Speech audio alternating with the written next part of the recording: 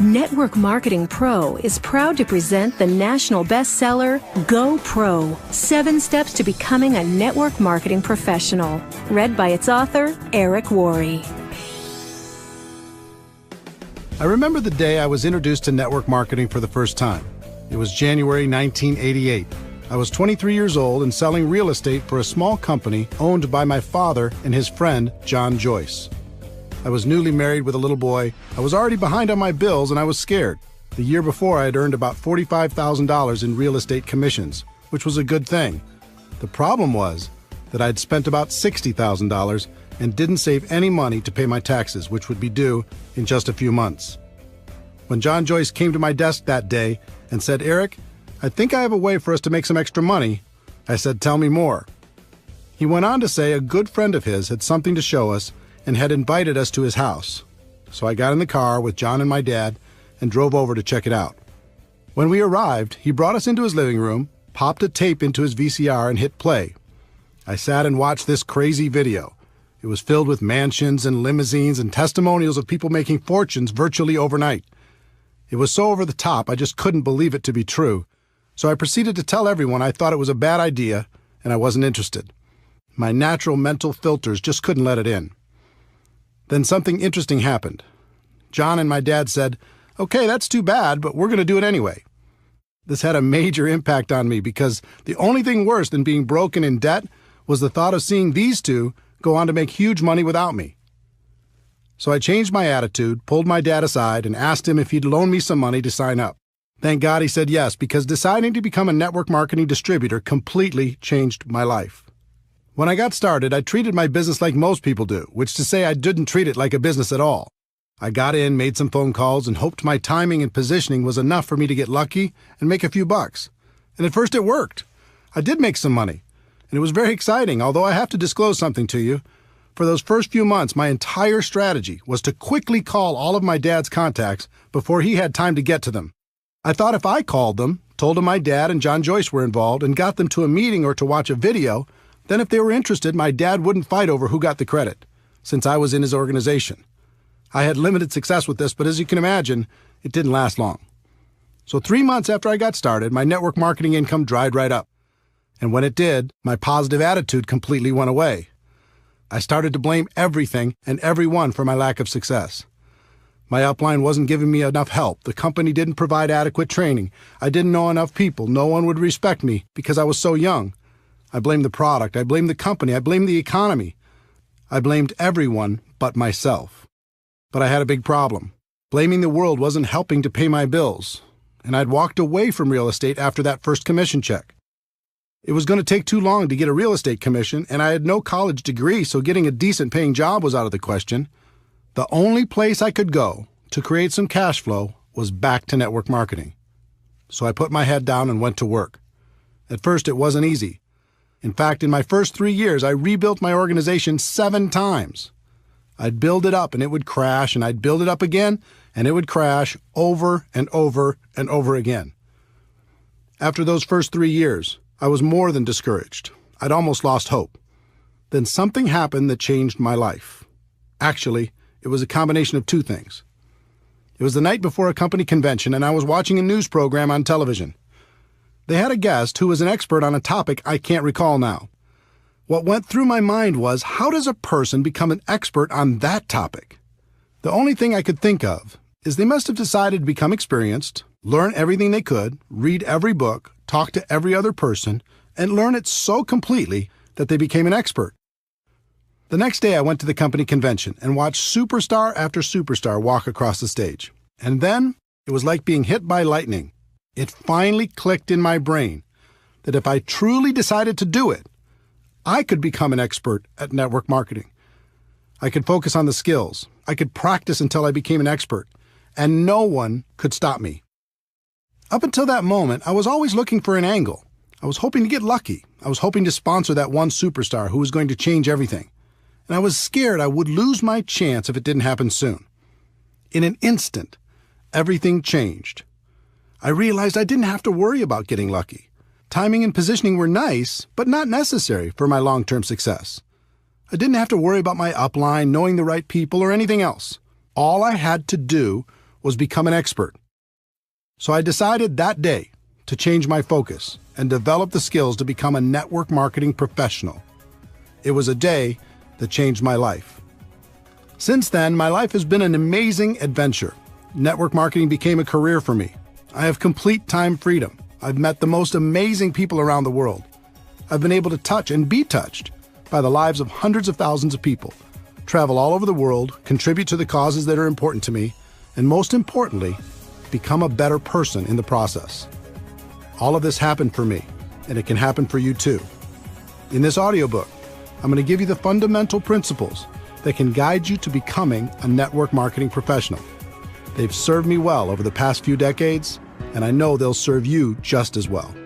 Welcome to an exciting adventure.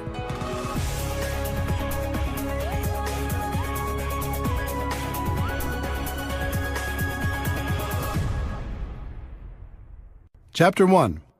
Network marketing isn't perfect, it's just better. Do you feel restless? Do you feel unsatisfied? Do you feel there must be a better way when it comes to your work and the way you make your living? The good news, there is a better way, but it's different than what you were taught in school. Let me explain. As I travel and speak around the world, I like to play an audience participation game. I ask people to help me create the ultimate business and to tell me specific things they'd like to have in that business and the things they'd like to avoid. It always makes for a very interesting list. If we were face-to-face, I'd do the same thing with you now, but since we're not, let me summarize what people from over 30 countries have told me while creating what I like to call the perfect career list. People usually start naming things they don't want. No boss, no commute, no alarm clock, no employees, no politics, no compromises, no discrimination, no educational requirement. And then as people start to use their imagination in a more positive way, they start to visualize some positive attributes. Something positive, great product or service, unlimited income, residual income, enjoy the people you work with, time freedom, something meaningful, personal growth, lots of perks, international, contribution to worthy causes, low risk, low startup cost, economy proof, tax benefits, fun. Now you might add some attributes of your own, but wouldn't you agree that's a pretty good start? Imagine being able to enjoy a career with those attributes. All jobs that I know of fall into one of 5 categories: blue collar, white collar, sales, traditional business ownership, and investing. Blue collar careers. Here's the Wikipedia definition of blue collar. A blue collar worker is a member of the working class who performs manual labor.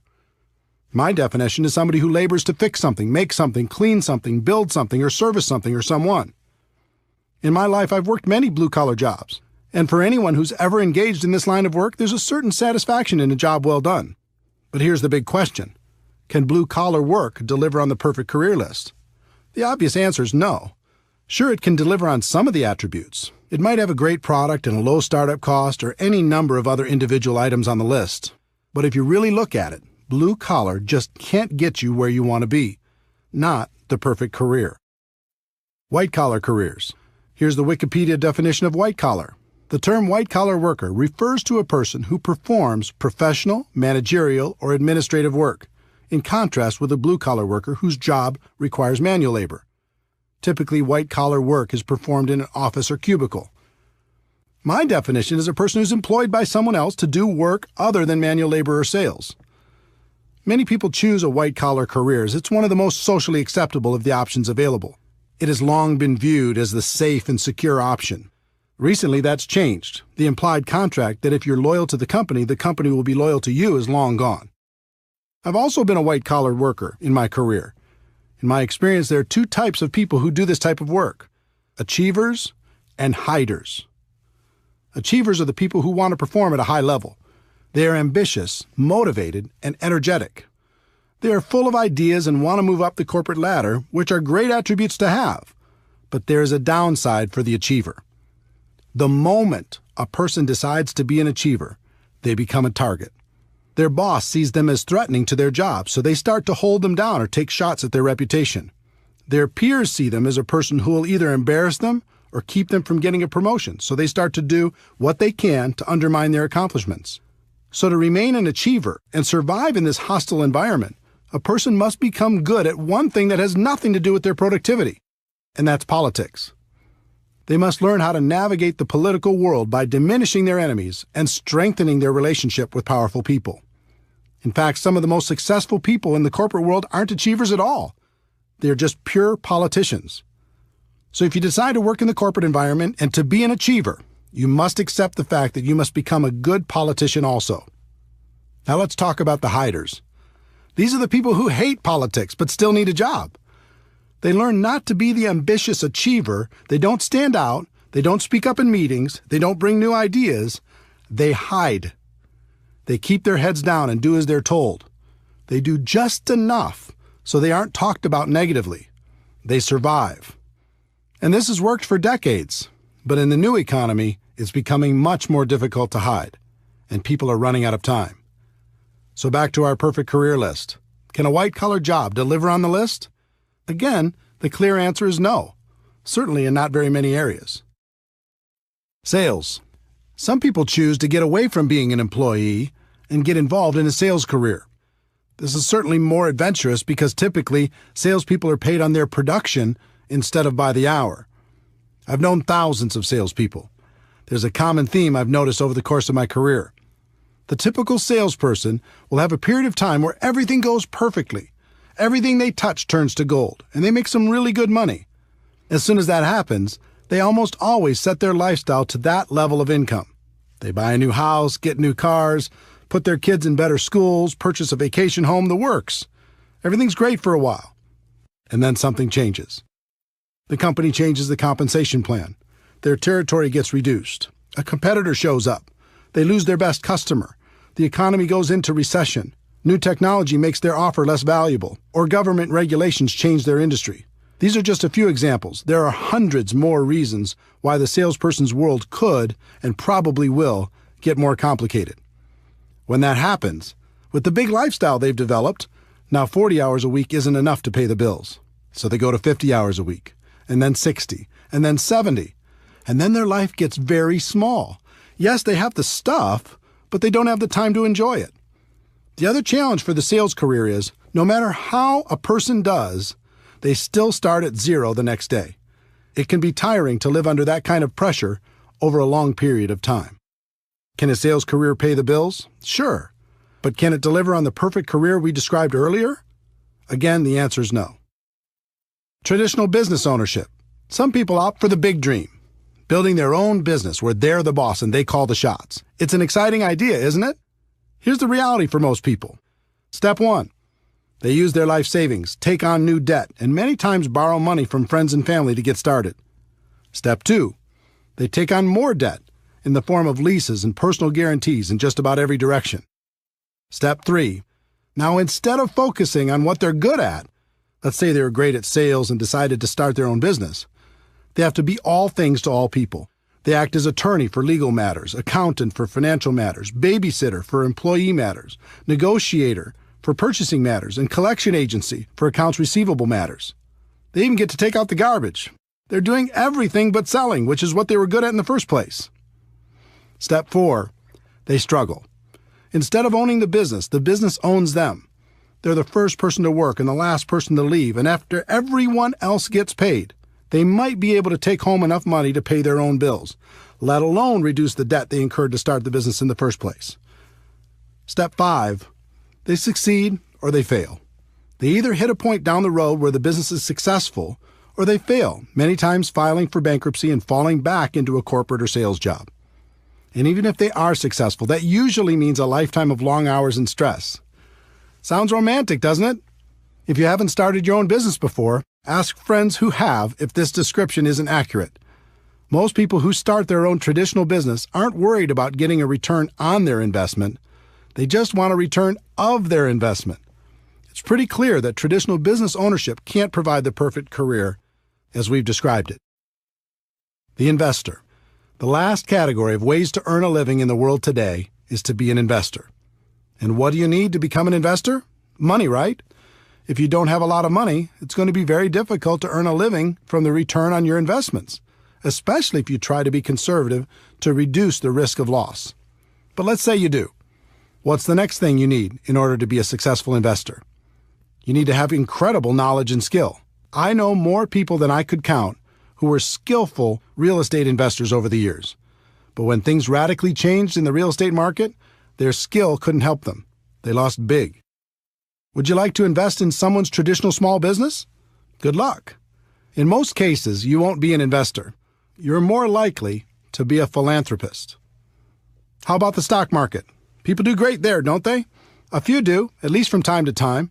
But I know more people who've lost than have won, especially in the past decade. It's very difficult to have guaranteed returns when you're not in control. And trust me, as an investor, you are not in control. Anything can happen, and it can happen overnight. Let me tell you a story to illustrate that point. In late 2001, I was living large. I'd sold a company I co-founded and was working as a very highly paid consultant. For my part of the sale, I received approximately 170,000 shares of stock in the new company.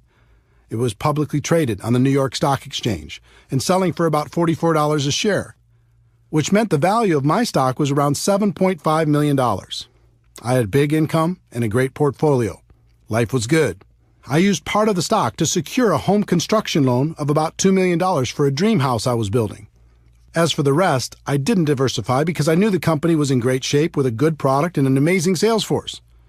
Then something out of my control happened.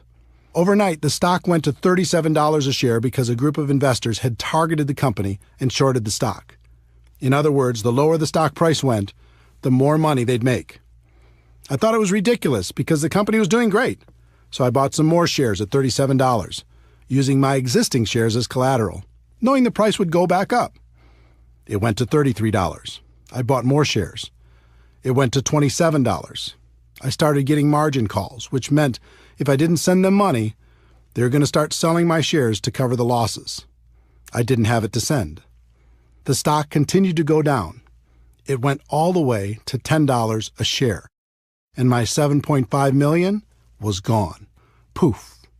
All in less than 90 days.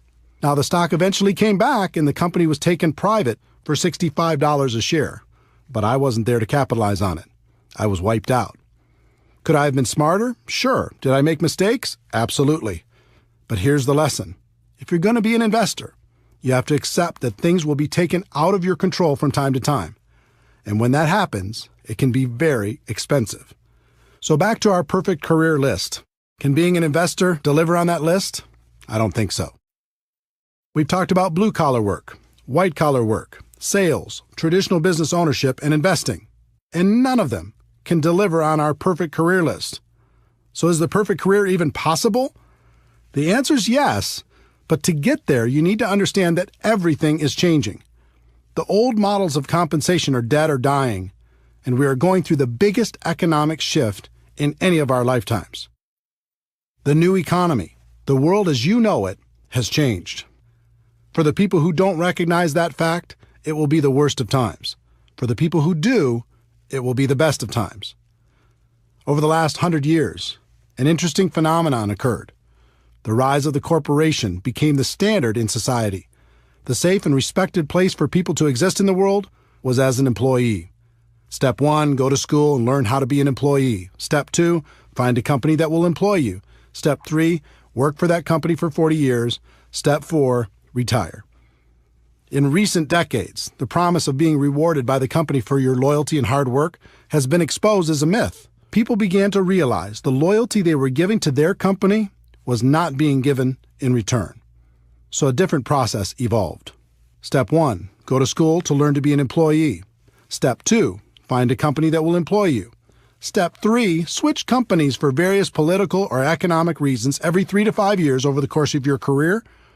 Step 4, find that you can't retire comfortably after 40 years, so you keep working. And now we're going through the biggest shift in any of our lifetimes. For a century, companies have paid people by the hour, by the week, or by the year. That's changing on a global level. The world is moving towards a performance economy, and it's already happening. Here's what that means. In the future, you're only going to be paid for performance. You won't be paid for your time anymore. Servers in the food industry already live in this model. They get a very low hourly wage required by law, and they make their living through tips based upon their performance. If you can imagine the same model being applied to virtually every job in the world, you'll see what's coming. The person cleaning the rooms in a hotel won't be paid by the hour anymore. They'll be paid by the room.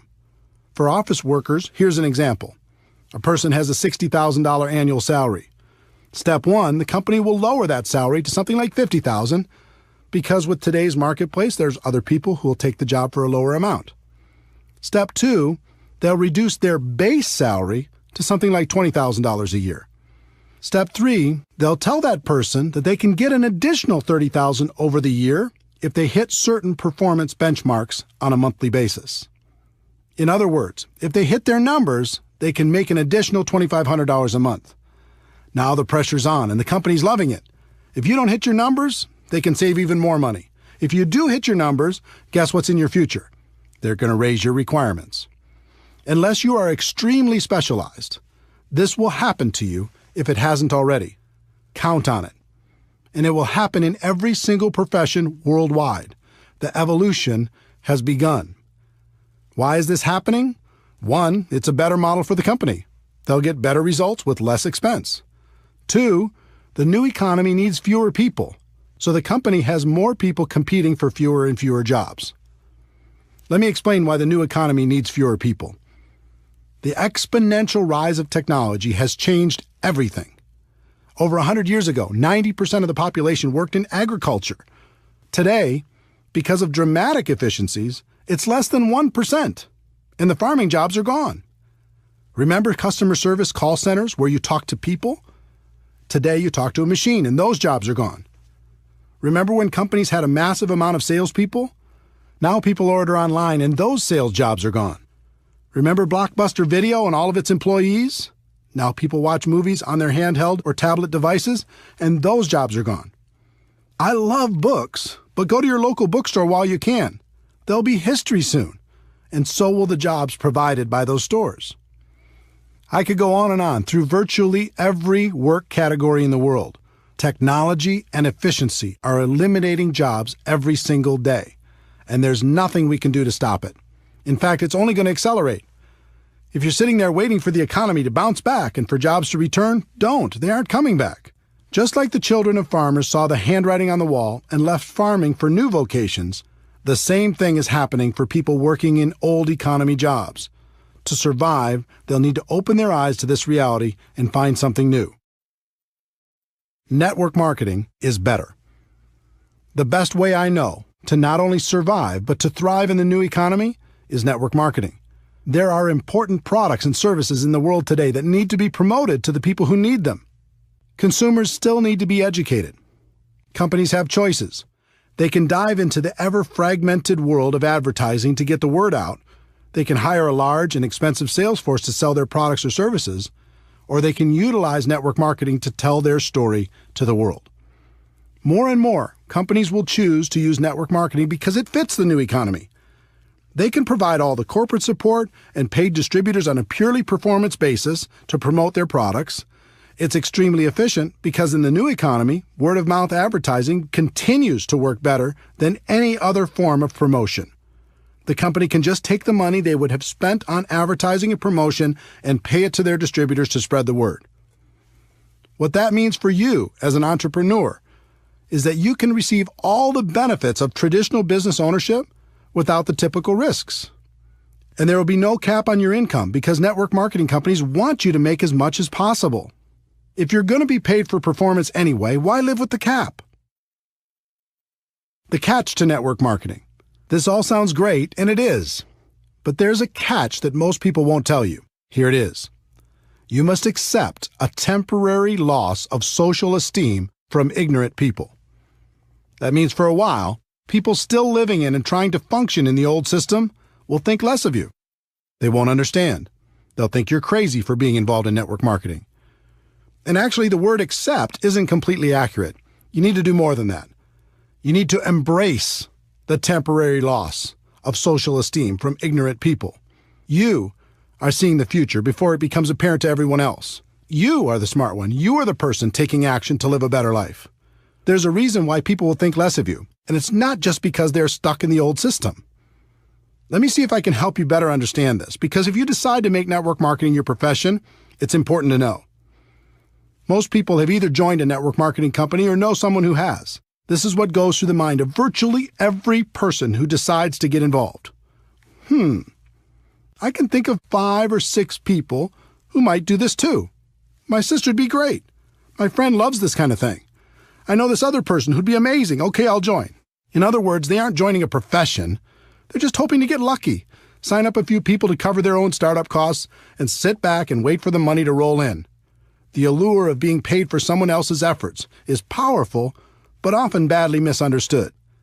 They haven't started a real business. They just purchased a glorified lottery ticket. Imagine a lottery ticket with 6 scratch-off spots. Those spots represent each of the people the new person thinks will certainly join. They approach those people and try to get them to join. And because of their lack of skill, most of them end up with nothing, just like the lottery ticket. This becomes just another lost opportunity. And since they've acted in unskilled ignorance, they may have damaged some friendships as well. So they rip up the ticket. And instead of taking responsibility for not really starting their business, they blame network marketing and make sure to tell the world, look, I've been there. I've done it. I talk to every person I know. And network marketing just doesn't work. Save your money. That's what you're dealing with if you choose this as a profession. The opinions of ignorant people who think they've done it right and it doesn't work. If that's going to be too hard to handle, then network marketing isn't for you. But if you can embrace it, the world is yours. The people who embrace this get paid big money.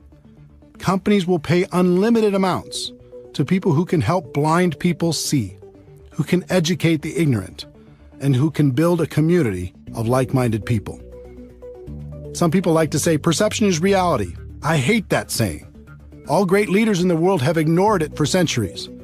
What if Nelson Mandela had said perception is reality? What if Martin Luther King Jr. had said perception is reality? What if Steve Jobs had said perception is reality? The great leaders of the world said, reality is reality, and I'm going to do everything possible to help people understand that fact. The truth is, network marketing isn't perfect. It's just better. And that's reality.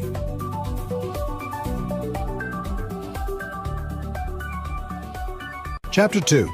If you're going to be involved in network marketing, decide to be a professional. Decide to go pro. There are 3 categories of people in network marketing. I've seen all of them, and I've been all of them. They are the posers, the amateurs, and the professionals. Posers. Posers treat this profession as a lottery ticket. They're hoping to hit it big with as little effort as possible. When I first started out, I was a poser, hoping to ride on my dad and his partner's coattails. Luckily for me, I got some results, and that kept me going, at least in the short term. But I think you can agree with me that remaining in the poser category is a bad idea. Within about 90 days, I moved out of that category and became an amateur. Amateurs. Amateurs focus on different things. One of the things I continued to focus on as an amateur was luck. I was really hoping to get lucky and sign that monster distributor who was going to make me rich. We've all heard the stories of some person who had their lives completely changed by one sign-up. In reality, even if some of those stories are true, it really doesn't serve our profession very well because it makes people spend their time hoping for that big hit. The second thing I focused on as an amateur was timing. I was always worried about timing. Did I get in early enough? Could I be the youngest top person in my company? How many other leaders were already in my local market? Were there too many to compete against? Were there enough to get true momentum? How was the company? Was it too big? Did I miss the growth curve? Was it too small? I was obsessed with the idea of timing.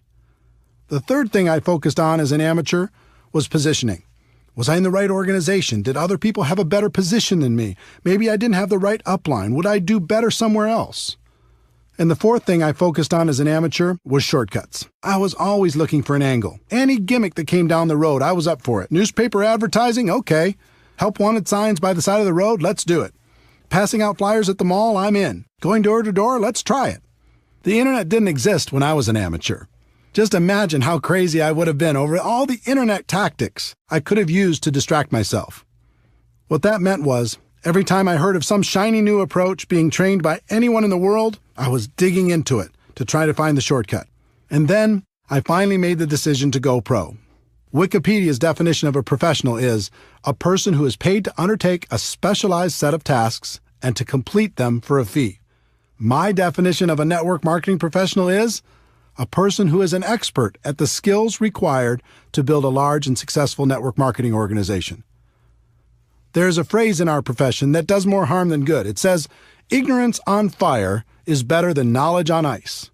The point of this phrase is that it's better to be excited and ignorant than it is to be apathetic and smart. That may be true, but why do we have to choose one or the other? Let me give you an example. Let's say you're in need of an operation.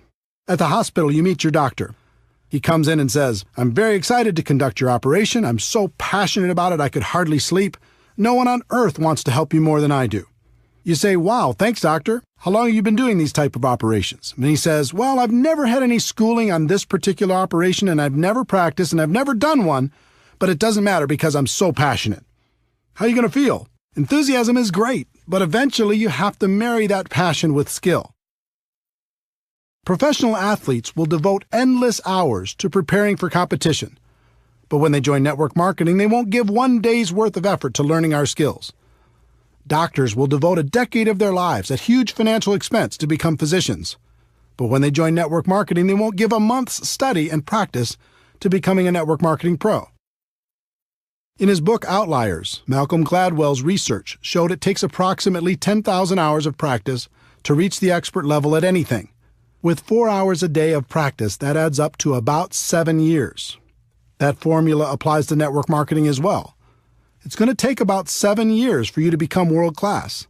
The good news is the profession is very forgiving and you can earn a lot of money while you're becoming an expert. The trick is not to get complacent. Don't stop learning while you're earning. When I made the decision to go pro, everything changed for me. I stopped focusing on luck, timing, positioning, and shortcuts. I even stopped focusing on the money. My world changed when I started focusing on the skills and made the commitment to practice until I mastered them. Another thing happened when I decided to go pro. All of a sudden, my group started to grow. It was like people could sense my change of focus and my commitment to excellence, and they wanted to be part of it. Think about a time in your life when you were around a person committed to excellence. It might have been a teacher, a coach, a boss, or a friend. How did it make you feel? It was inspiring, right? You'll find you will be an inspiration to others when you make this important shift. Bottom line, if you're going to be involved in this great profession, decide to do it right and treat it like a profession. If you go pro, this business is great. If you stay a poser or an amateur, you're going to be miserable. And by now, you've noticed I use the word profession a lot. I do that on purpose. Network marketing is more than just a project. It's not an industry, it's a profession. If you do it right, it's truly a career choice. It can take you out of working in a job that doesn't make you happy to a place of total freedom. That's why I call my website networkmarketingpro.com. Here's what I tell people every day. Ladies and gentlemen, my wish for you is that you decide to become a network marketing professional, that you decide to go pro. Because it is a stone-cold fact that we have a better way. Now let's go tell the world. When the site launched on March 11, 2009, very few people called themselves network marketing professionals. That's no longer the case. Millions of people have changed the way they think about our business, and I'm proud of that fact. I look forward to the day when it's common for people to hear, "I'm a doctor, but I'm also a network marketing professional. I work in construction, but I'm also a network marketing professional. I'm an athlete, but I'm also a network marketing professional." The more people hear those words, the more the world will be ready for a better way.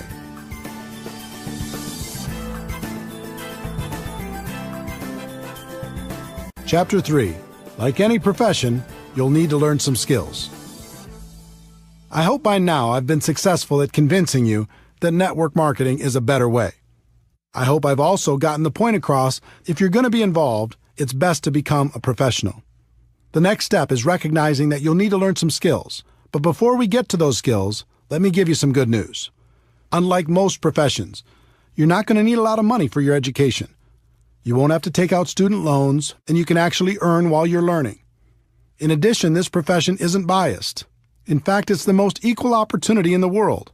Your background, experience, contacts, age, race, or gender aren't going to be factors in your ability to learn the skills to go pro. And finally, this isn't complicated. The skills necessary to grow a large and successful business are extremely learnable, and you're going to have a surprising number of people financially motivated to help you learn them. There are 3 primary elements to your network marketing business. First, you have the company's products. If some people are successful in marketing those products and you're not, it isn't the product's fault. In other words, everyone in your company has the same products to offer to the public. Second, you have the company's compensation plan. If some people are making a lot of money and you're not, it isn't the compensation plan's fault. There isn't one plan for men and one for women. There isn't one plan for different age groups or educational backgrounds or for the color of your skin. The compensation plan is the same for everyone. The third element is the most important, and that element is you. You are really the only variable.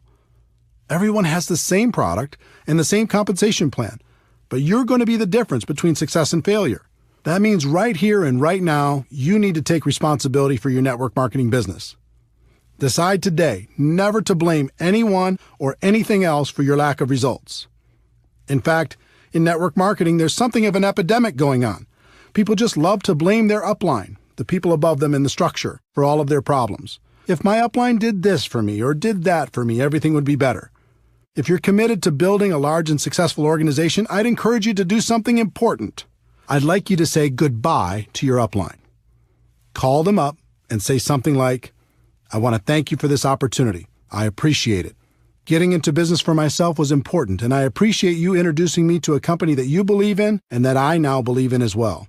But from now on, when it comes to building my business, I'm going to use you as a resource, but never as an excuse. I may call on you from time to time. If you're available, that's great. If you're not, that's okay too. I'm going to build my business, and I understand one thing. It begins and ends with me. Everything changes when you take full responsibility for your network marketing career. Would it surprise you to know that there are only 7 fundamental skills necessary to build a huge business in network marketing? 7, not 70. Each one's fairly basic, but it always amazes me how little effort people put into learning them. If a college course were offered on network marketing, it would be one of the easiest classes to take. It's not rocket science, but you'll be happy to know it's one of the highest paid skill sets in the world. Let's explore each of them together.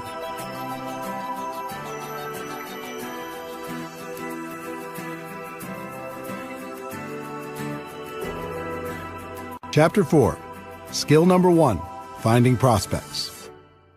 When people look at network marketing, one of their big questions is, do I know anybody?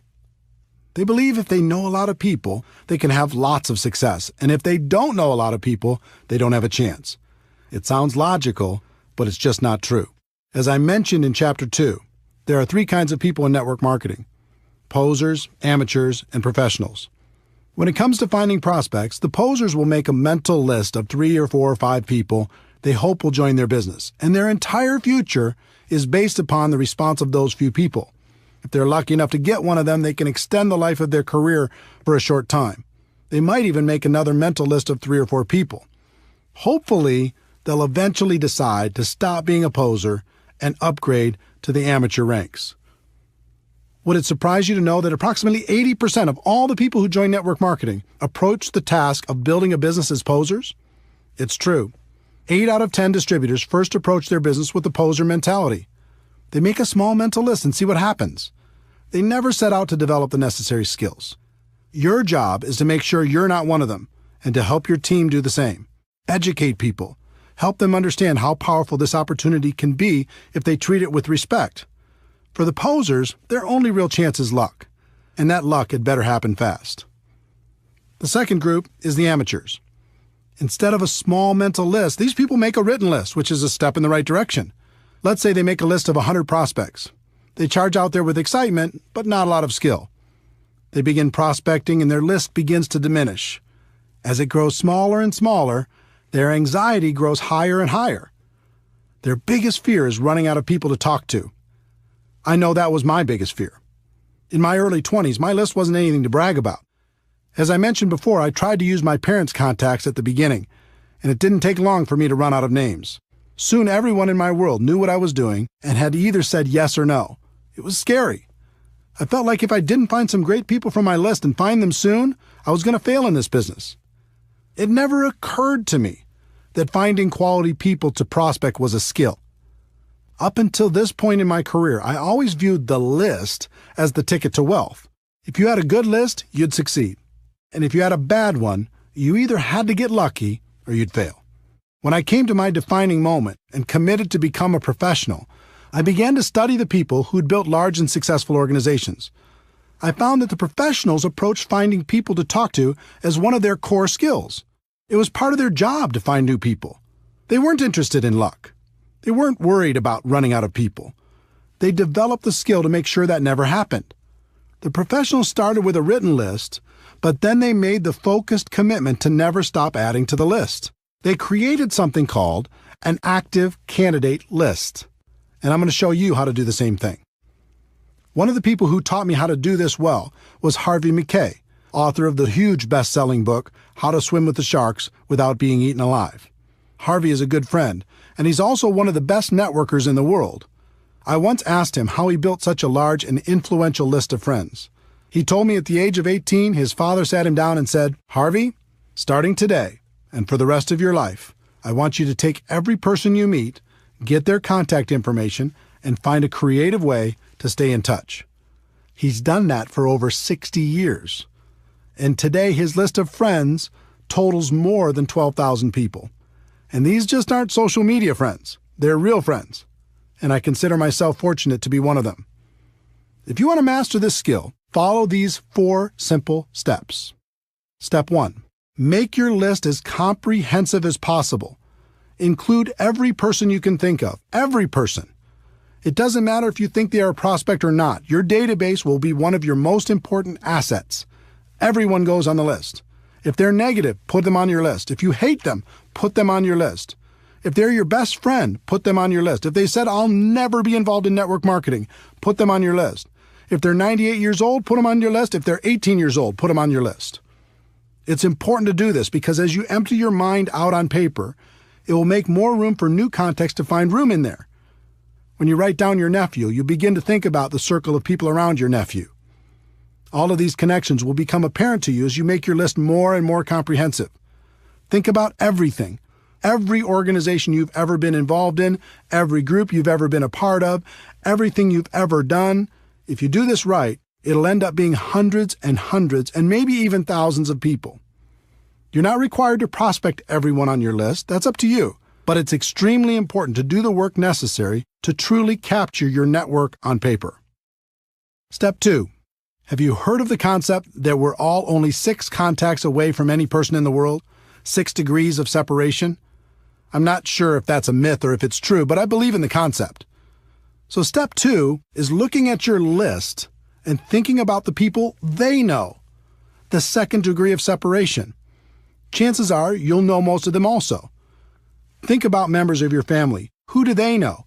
Add them to your list. Think about your friends. Who do they know? Add them to your list. Think about all the relationships in your life. Who do they know?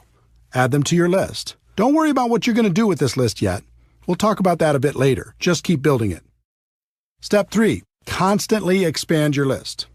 This is why the professionals call this an active candidate list. It never stops growing. The pros have a goal to add at least 2 people to their list every single day. They may not prospect them, but as Harvey McKay's father said, they go on the list, and you should find a creative way to stay in touch. Harvey's book, Dig Your Well Before You're Thirsty, deals with this concept. If you think about this as a core skill, you realize it isn't very hard. You come into contact with people every day. Just add them to your list. You meet people through online social media. Add them to your list. You do business with new people. Add them to your list. My friend Jordan Adler is the author of Beach Money. He's also a 7-figure-a-year earner in network marketing. He's a master at step 3. He just lives his life and is always making new friends. And if you look at his business, almost all of the people he's recruited into his huge organization are people he didn't know before he started his network marketing business. He's a pro. Professionals develop a higher level of awareness. They pay attention to the world. They know they'll be introduced to new people all the time. Posers and amateurs don't even notice.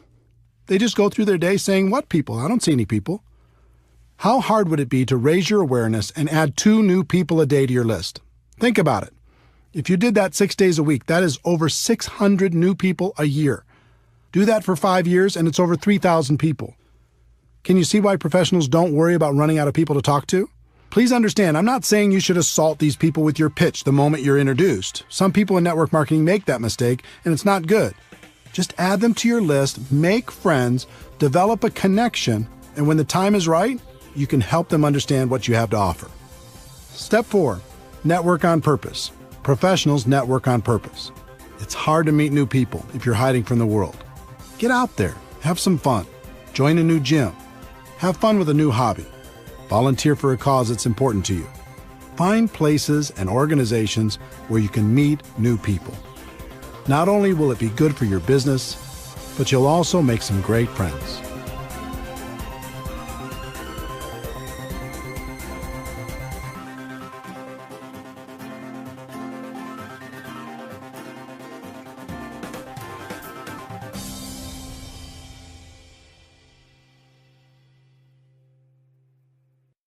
Chapter 5. Skill number 2. Inviting prospects to understand your product or opportunity.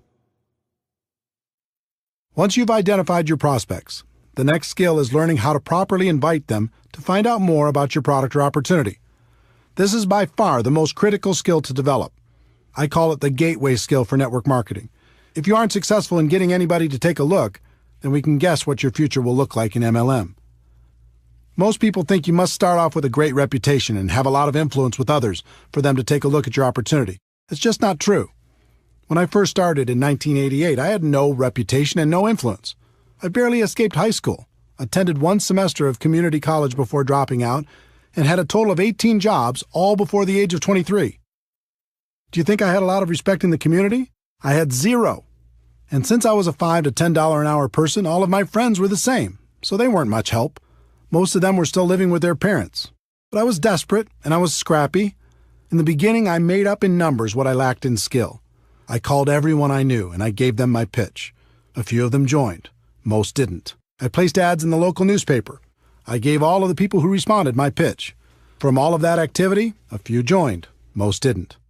I tried everything. I was like a hunter with the goal of bagging an elephant. I went around with my gun/opportunity in my hand and shot at everything that moved. I didn't really care about relationships. All I cared about was getting a new recruit. My attitude was some will, some won't, so what, next. But because I was a hunter, everyone around me felt hunted, and they started to avoid me, and it wasn't fun. Even worse, the people I did get to join my business tried to do the same thing I was doing, failed, and then quit.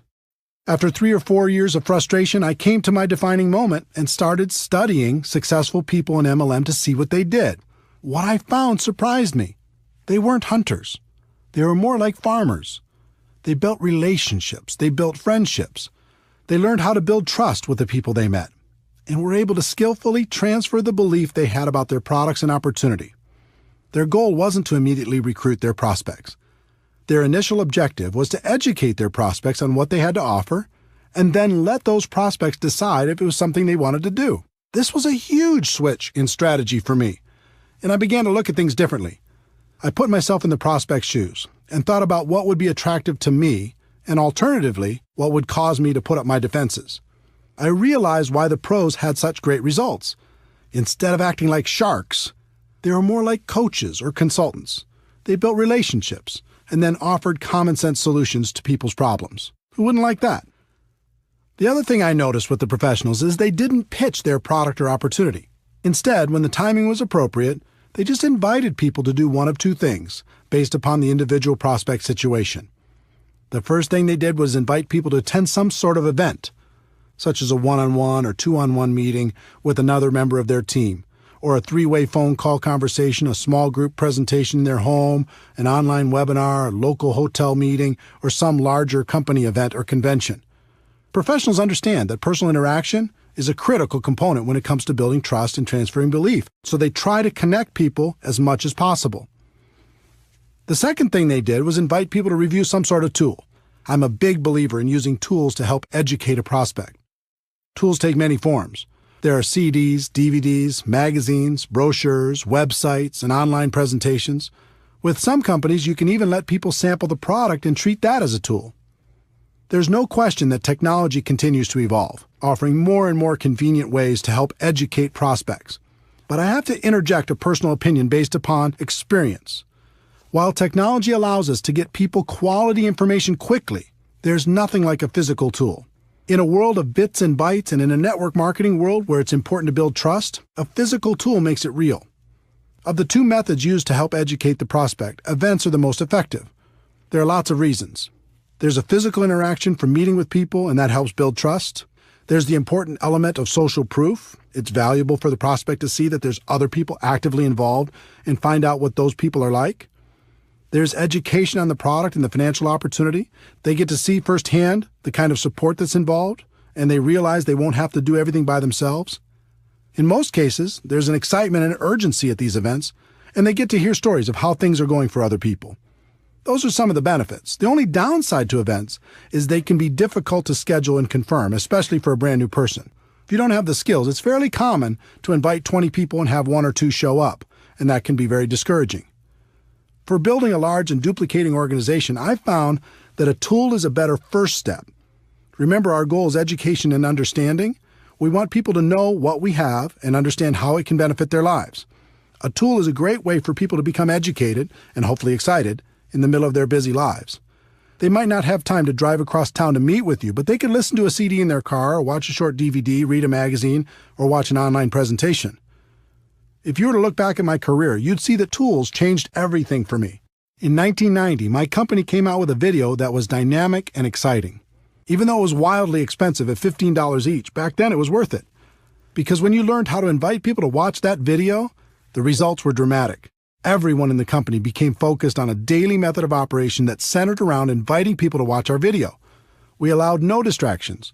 Our entire culture revolved around this strategy, and our growth went through the roof. Events were still very important, but they were a second step after a person watched our video. By adopting this new approach, my organization finally broke out, and I was able to enjoy the experience of having a group that grew with or without me. It was more fun than I can describe. My group grew from a few dozen to a few hundred and then a few thousand. All I did was learn how to successfully invite people to watch a video, follow it up with an invitation to an event, and teach everyone else to do the same thing. The second career breakthrough took the form of an audio cassette. Yes, I said cassette. This was 1992, and that's all we had. The company was launching something new and exciting, and this time I personally recorded an audio that explained the opportunity in detail. We sold it for 50 cents a piece, which covered our costs, and in less than 1 year, that little audio cassette sold over 1 million copies.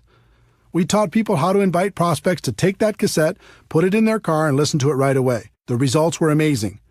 We trained people to get 100 cassettes at first, get them out to everyone they knew, and then had them focus on getting out 2 a day after that. Using that simple system, my income grew to almost $1 million a year. Different companies use different tools and event strategies to grow their business. Some use home parties, some use online presentations, some use one-on-ones with magazines and flip charts.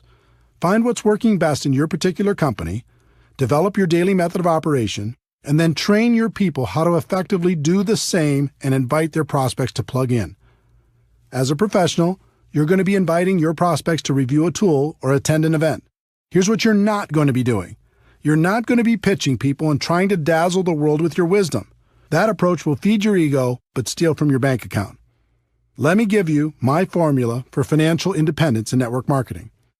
Your ability to get a large group of people to consistently do a few simple things over an extended period of time. It was this formula that helped me break out of network marketing mediocrity, and it will help you do the same. For years, I focused and depended on my ability to persuade other people to join me. Then I graduated to finding a few key leaders I could train to do what I was doing. And finally, I learned the formula I just gave you and began to focus on getting a large group of people to consistently do just a few simple things and to keep doing them. When that happened, everything changed for the better. Those are the fundamentals. Let's take a moment to talk about the emotions of inviting. There are 4 basic rules. Rule number 1. You must emotionally detach yourself from the outcome. This is extremely important. Remember, our initial goal is education and understanding. It's not getting a new customer or signing a new distributor. In other words, if you disconnect your emotions from that outcome and just focus on education and understanding, everything gets very simple. This sounds easy, but it's difficult to do. All of us come into this business with the hope of recruiting some great people. It's hard to disconnect from those expectations. But you need to remember, we're not hunters. We're not sharks. Our job is to educate people and help them understand what we have to offer. We act as consultants, offering suggestions on how people can live a better life. If you focus on getting a customer or a new distributor, you'll constantly be disappointed and you'll find your prospects running away from you. If you focus on education and understanding, you'll have fun and your prospects will enjoy the experience. Rule number 2, be yourself. So many people become a different person when they start inviting. This makes everyone uncomfortable. Be yourself. Just focus on being your best self. Rule number 3, bring some passion. Enthusiasm is contagious. It's okay to get a little bit fired up. Get focused. Listen to some music that inspires you. Smile when you're on the phone. I assure you, your positive emotion will translate into better results. Rule number 4, have a strong posture. This was a big one for me. At first, I was so insecure, I didn't think anyone would take me seriously. But as I watched the professionals, I noticed their posture. They were bold, they were confident, they were strong. So I decided to be bold as well. I stopped apologizing all the time. Instead of saying, yes, I know I've had a lot of jobs so far in my life, but I'm hoping this will be the change I've been looking for, I started saying, guess what? I'm sick and tired of the life I've led up until this point, and I've decided to take charge. I wouldn't bet against me because I'm serious. You feel the difference? Be yourself, but be a bolder self. Be yourself, but be a stronger self. Be yourself, but be a more confident self, at least when you're inviting. I found I could do that for short periods of time at the beginning. And just like building a new muscle, I could eventually do it longer and longer until it became part of me. So now that we've set the stage, let's go through the invitation formula. This formula is designed to be used over the phone or face-to-face. It's not to be used with texting, email, or any other communication tool, just on the phone or face-to-face. This can work with your warm market prospects, someone you know, or cold market prospects, someone you meet while living your life. I'll give you examples for both. There are 8 steps to a professional invitation. That might sound complicated, but with a little practice, you'll find it's an easy skill to master. Step 1, be in a hurry. Step 2, compliment the prospect. Step 3, make the invitation. Step 4, if I, would you. Step 5, confirmation number 1, get the time commitment. Step 6, confirmation number 2, confirm the time commitment. Step 7, confirmation number 3, schedule the next call. And Step 8, get off the phone. Step 1, be in a hurry. This is a psychological issue. People are always more attracted to a person who has things going on. If you start every call or face-to-face conversation giving the impression that you're in a hurry, you'll find your invitations will be shorter, there will be fewer questions, less resistance, and people will be more respectful of you and your time. Examples for warm market prospects. I don't have a lot of time to talk, but it was really important I reach you. I have a million things going on, but I'm glad I caught you. I'm running out the door, but I needed to talk to you real quick. Examples for cold market prospects. Now isn't the time to get into this, and I have to go, but I have to run, but get the message? Set the tone with some urgency. As for the examples I'm sharing with you, don't worry too much about the exact words. Just focus on the concept and use your own words. Let people know you're busy, you've got a lot going on, and your time is short, but it was important for you to talk to them real quick, and do it with some passion in your voice. Step 2, compliment the prospect. This is critical. The sincere compliment, and it must be sincere, opens the door to real communication and will make the prospect much more agreeable about hearing what you have to say. Examples for warm market prospects. You've been very successful, and I've always respected the way you've done business. You've always been supportive of me, and I appreciate that so much. Great to use with family and close friends. You have an amazing mind for business and can see things other people don't see. For as long as I've known you, I thought you were the best at what you do. Examples for cold market prospects. You've given me some of the best service I've ever received. You're super sharp. Can I ask what you do for a living? You've made this a fantastic experience. The key to the compliment is it must be sincere. Find something you can honestly use to compliment your prospect and use it. This simple step will literally double your invitation results. When you start with urgency and a compliment, it becomes very difficult for a person to react negatively to your invitation. People don't hear compliments very often. It feels good. You'll find your prospects will become very receptive. If you study the pros, you'll find they are constantly putting people in a good mood through their honest and sincere compliments. It helps to build rapport. It helps to open people's minds. And mostly, it helps achieve our goal of education and understanding. Step 3. Make the invitation. This is a situation where one size does not fit all. There are 3 kinds of invitation approaches for the network marketing professional. The direct approach. This is used when you're inviting people to learn more about an opportunity for them. Most people use a direct approach for all of their prospects. It usually goes something like this: I found a way for you to get rich. Let me tell you all about it, blah, blah, blah. I understand the passion, but really, who's going to get excited about that unless they're getting a call from a millionaire? That doesn't mean the direct approach doesn't work. It does. It has an important place in your invitation process, but it should be reserved for people who know and respect you or for people that you know are searching for something better. Examples for warm market prospects. When you told me you hated your job, needed more money, wanted to find a new house, etc., were you serious or were you just kidding around? They'll almost always tell you they were serious. Great, I think I found a way for you to get it, solve the problem, make that happen.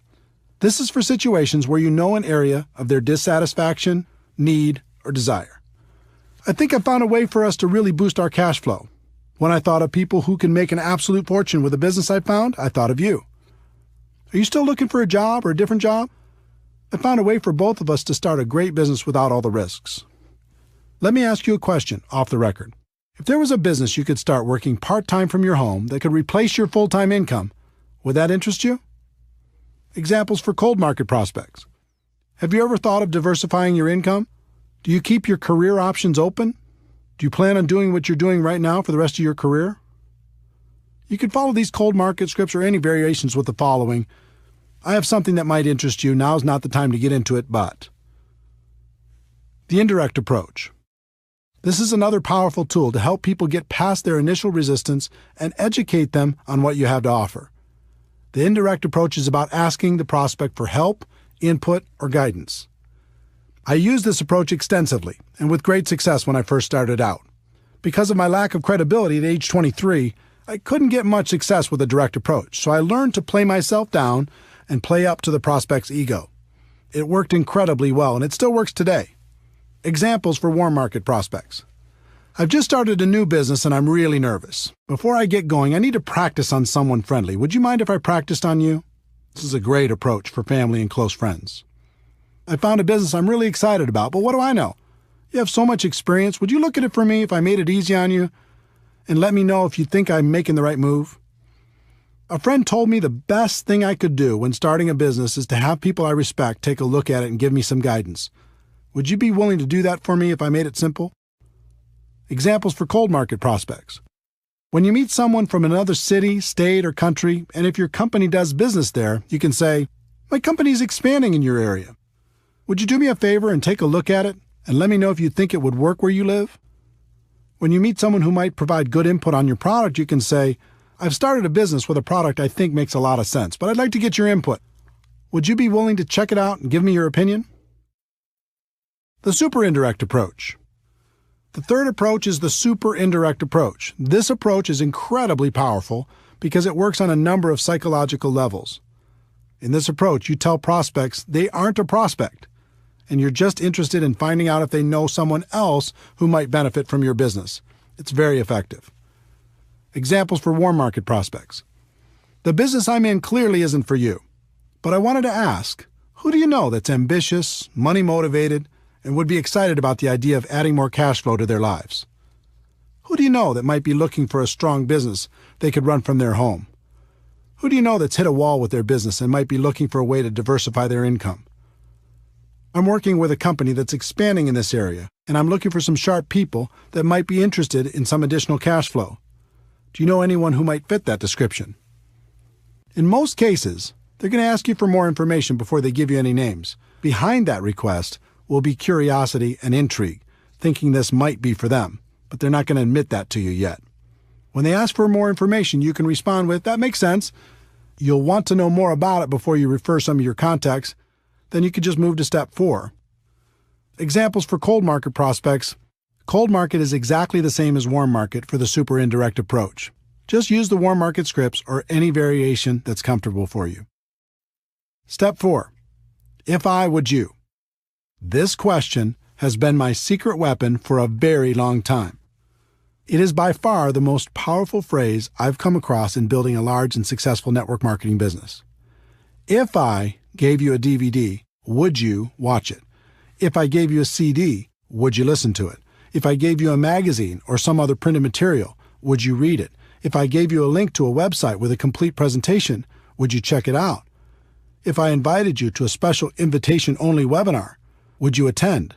If I invited you to a special invitation-only conference call, would you listen in? This question is so powerful, and for a number of reasons. First, it's reciprocal. You're saying you'll do something if they'll do something. As human beings, we're hardwired to respond positively to these types of situations. Second, it puts you in a place of power. You're in control. You're not begging. You're not asking for favors. You're simply offering a value exchange. And third, it implies that you have something of value to offer. You're saying that you will do something, but not unless the other person will do something in exchange. When you value what you have, people will respect you. When I first started, I didn't know about this magical question. I just said things like, I really, really, really want you to watch my video, try my product, listen to the CD, etc. You can imagine the results. The whole psychology of it is weak. If you use if I would you, you're having a business conversation. If you use I really, really, really want you, now you sound desperate, and a desperate distributor is not attractive. If you've used this approach, you already know what I'm talking about. If I would you gets results. It gets people to say yes. It helps prospects see what we have in a different light.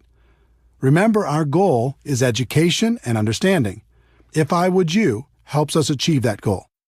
If you started the call with urgency, complimented the prospect, made the invitation, and asked if I would you, their answer will be yes almost 100% of the time, and you can just go to step 5.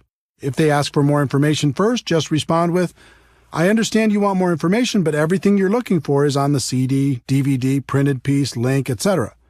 The fastest way for you to really understand what I'm talking about will be for you to review that material. So if I gave it to you, would you review it? If they say no, then thank them for their time and move on. Also, review steps 1 through 3 to see where you might have done better, but do not give your material to them. So you've gone through the first 4 steps and the person said yes. Success! They've agreed to review your tool. Does that mean they'll follow through? Nope. In fact, only about 5% of your prospects will do what they said they would do if you just use the first 4 steps, and 5% is not a good number.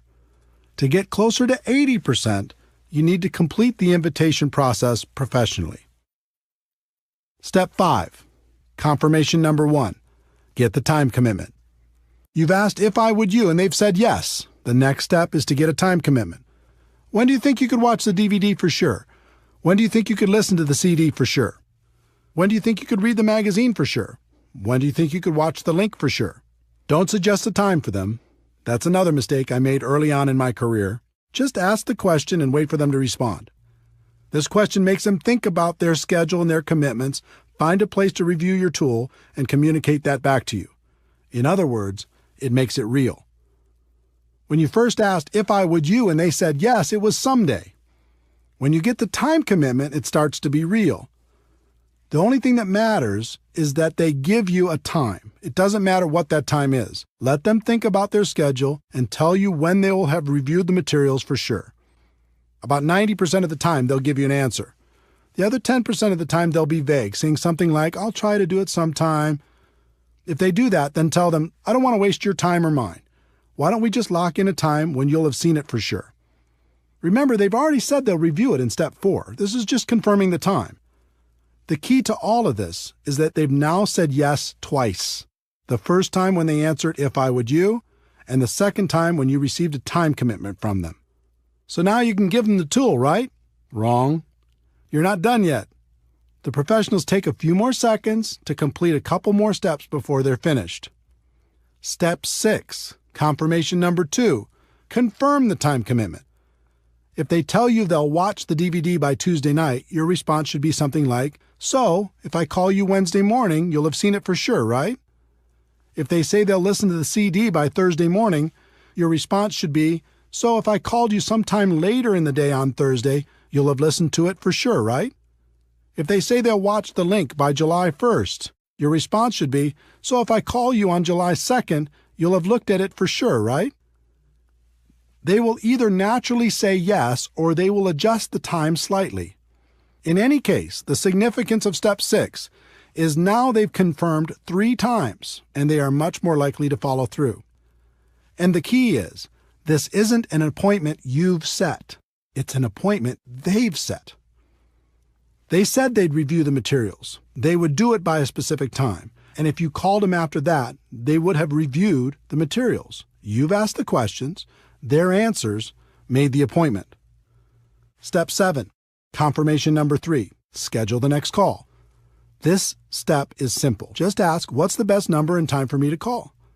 They'll give you what works best for them, and now you have a real appointment. All you have to do is be sure to remember to call when you said you'd call. They've said yes 4 times. The whole invitation took a few minutes, and your chances of achieving your goal of education and understanding has gone from about 5% to about 80%. Step 8, get off the phone. Remember, you're in a hurry, right? Once you've confirmed the appointment, the best thing to say to someone is something like, "Great, we'll talk then, gotta run." Too many people make the appointment and then unmake it by talking and talking and talking. Remember, our goal is education and understanding, and we're going to let the third-party tool do most of the work. Here are some examples of all 8 steps. A person you know who hates their job, direct approach. "Hey, I don't have a lot of time to talk, but it was really important I reach you. Listen, you're one of the most financially intelligent people I know, and I've always respected that about you. When you told me you really didn't like your job, were you serious or were you just kidding around?" They say they were serious. "Great, I think I found a way for you to create an exit strategy. I have a CD that describes what I'm talking about better than I can. If I gave you this CD, would you listen to it?" They say yes. "When do you think you could listen to it for sure?" They say Tuesday. "So if I call you Wednesday morning, you'll have reviewed it for sure, right?" They say yes. "All right, I'll check back with you then. What's the best number and time for me to call?" They give me the information.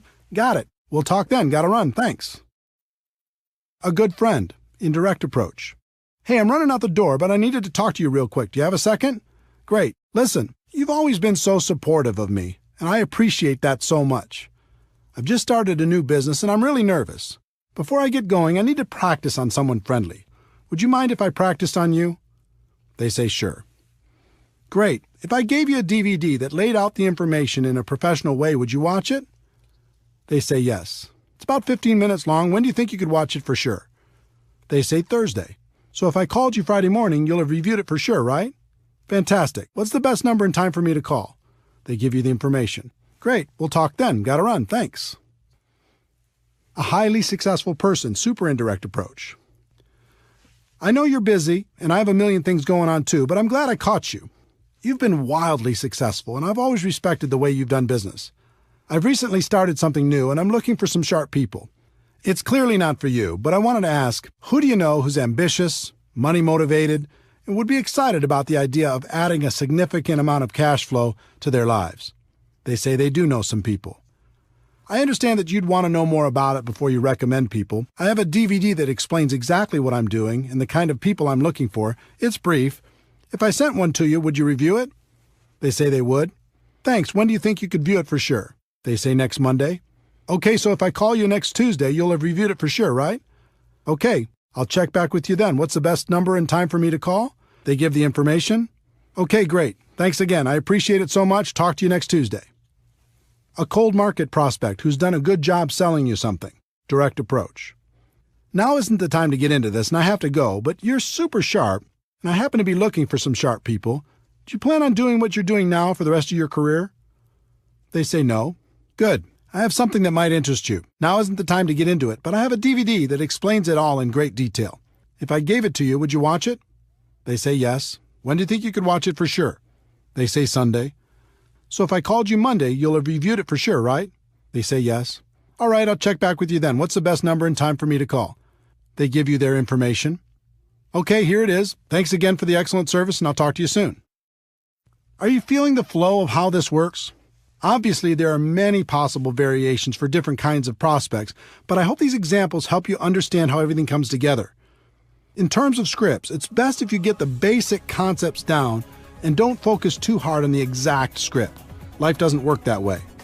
But if you learn to let your prospect know you're in a hurry, then compliment them, then invite them, then pass on a tool with "if I would you," then confirm using the process I described, and finally get off the phone or complete the invite, you'll do just fine. Remember, in recruiting, there are no good or bad experiences, just learning experiences. On your journey to become a network marketing professional, the best thing that can happen is for you to develop the skills to recruit on demand in any situation. Then you never have to worry about being lucky. So practice, practice, practice.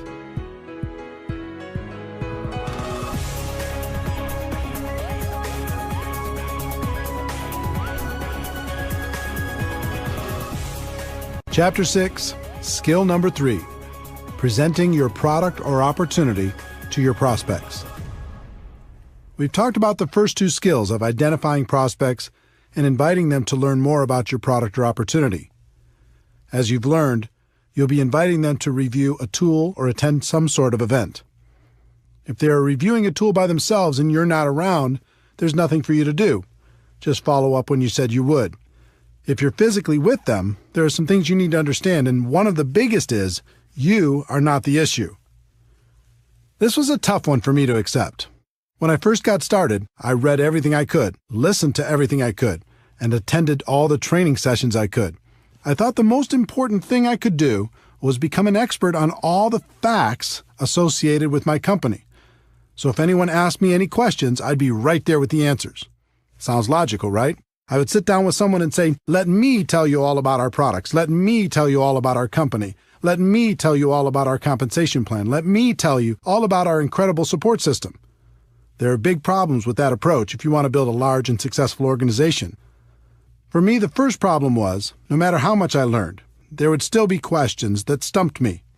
And since I was presenting myself as the expert, if I got stumped, that might make the prospect question the whole opportunity. The second problem was, most of my prospects knew I wasn't an expert. So when I came to them and presented myself as an authority figure, they knew it wasn't true. It actually made them more skeptical. The third problem was, even if I was successful at becoming an expert, the other distributors in my organization didn't necessarily have that same desire or willingness to learn. As a result, I was the go-to guy for every single presentation. There's no way to create an organization that will duplicate with this approach. And without duplication, network marketing is just a job. In the early days, that's what network marketing was for me. A job. I had no duplication because I made myself the issue. But I was determined, and I started to observe and take careful note of how the most successful distributors did their presentations. The pros never made themselves the issue. More than that, they never presented themselves as an expert. They acted as a consultant who connected the prospect to tools, events, or other distributors to help them become educated. If the prospect asked a question, they would guide them to the answer, but they wouldn't give the answer directly. This baffled me until I started to comprehend duplication. The pros knew they could sign the person up by dazzling them with their knowledge and experience, but they also knew it would take a long time for their new distributor to do the same thing. So they came up with a simpler approach. It was around this time I heard a concept that has stuck with me ever since. In network marketing, it doesn't matter what works. It only matters what duplicates. This should be a guiding principle for every network marketing professional. The pros use tools instead of their own wisdom. The pros use live events instead of their own presentations. The pros use other distributors to give the facts instead of giving them themselves. The pros don't present themselves as experts. They just invite people to learn more about the product or opportunity and let the third-party resource provide the information. The pros bring passion, enthusiasm, excitement, and belief. If you ever watch a pro at work, you'll see a fire in them that's contagious. Make passion, enthusiasm, excitement, and belief your priority. Then invite professionally and let the third-party resource do the rest. In addition to learning how to effectively present your product or opportunity during your personal recruiting efforts, it's also important to learn how to present your opportunity to groups of people. I've heard it said, and I think it's true, the person with the marker makes the money. In other words, the person in front of the room giving the presentation usually has a higher than average income. When I first got started, I was deathly afraid of speaking in front of people. But I was ambitious, and since everyone said this was an important skill, I was determined to master it. I started by learning how to give a short and effective testimonial. Learning to tell my story was extremely valuable in building my business and has been to this day. People aren't interested in how much you know, but they are interested in your story, as long as you don't bore them to death with it. I worked on my story for a while, and after tweaking it a time or two, here's what I came up with. Hi, my name is Eric Worre, and I'm a retired underachiever. I had 18 jobs by the time of 23 and was starting to think my future wasn't looking so good. I was embarrassed by my lack of results, and I was desperately looking for a way to make something of my life. In January of 1988, I was introduced to network marketing, and it has changed my life. Instead of being afraid of the future, now I'm excited about it. And then I would insert whatever was appropriate based upon my current levels of success. The theme of my story was, if I could do it, anyone could do it. And it worked.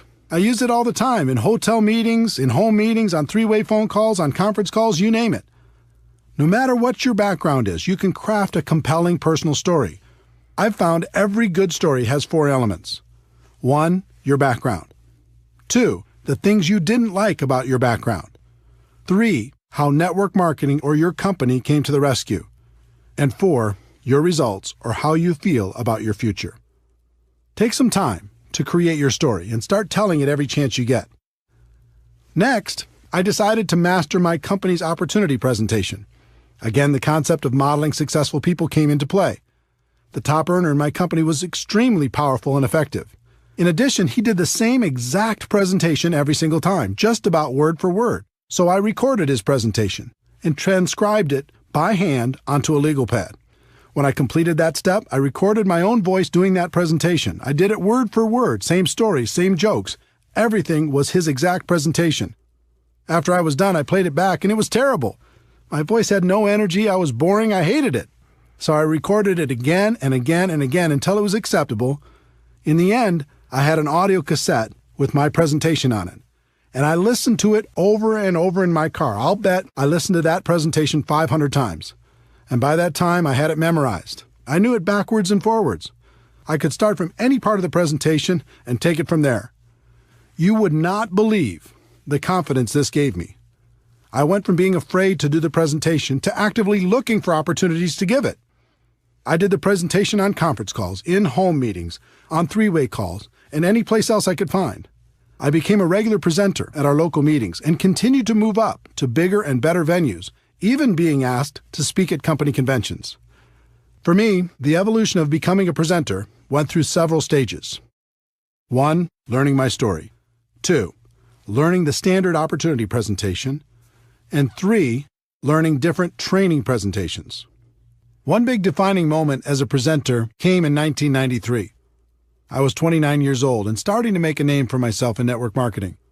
I was having a conversation with the CEO of the company and the #1 distributor at that time. I can't remember exactly how the topic came up, but I recall saying something to the CEO like, well, he, the top distributor, might be a better networker than I am right now, but I can outspeak him any time. It was meant as a joke, but the CEO raised his eyebrows and said, okay, son, I'll tell you what. We have our big convention coming up. Over 14,000 people will be in attendance. I'll give you both the same amount of time, and we'll have a private contest. I'll handpick a few judges, and they'll vote on who did a better job. Wow. Now I was really on the hook. I wasn't a huge leader. I didn't have as big an organization or reputation at the time as the top earner, so I did the only thing I could control. I started to prepare like my life hung in the balance. I chose a theme, I wrote my talk, and I rewrote it over and over. I did research, I practiced, I recorded myself doing the speech. I did everything I could possibly do. When the day came, I'd never felt so nervous in my entire life. Talking to 14,000 people is like talking to an ocean, but my preparation served me well. I steadied my 29-year-old insecure self and delivered. The response was overwhelming. The crowd went wild, literally. I felt numb when I walked off the stage as they were still cheering and sat there while the top earner gave his speech. He did a fine job, but I have to admit to you, it felt so good. to have the CEO come up and congratulate me for winning our private little contest. It was definitely a defining moment. That speech was lost for a very long time, but a copy was recently discovered. If you'd like to hear it, we'll include it at the end of this chapter. My voice sounds quite a bit younger, but it's still me. To summarize this skill set, remember a few important things. 1. When you're prospecting, you're the messenger, not the message. Get yourself out of the way and use a third-party tool. 2. Learn to tell stories in a way that will make your prospects curious to hear more. And 3. When it comes to presenting in front of a group of people, preparation is key. When you're prepared, it's fun. And as promised, here's my speech talking in front of 14,000 people as a 29-year-old young man.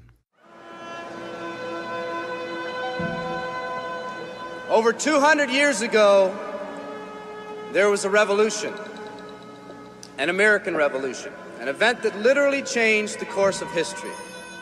It was led by a group of unsatisfied people. People who were tired of being told what they could do and when they could do it. People were fed up with their lack of choices and their lack of personal freedoms. People fed up with their lives being controlled by others. Fed up with being oppressed, fed up with being manipulated. They finally said, enough, I've had it, and I'm not going to live like this anymore.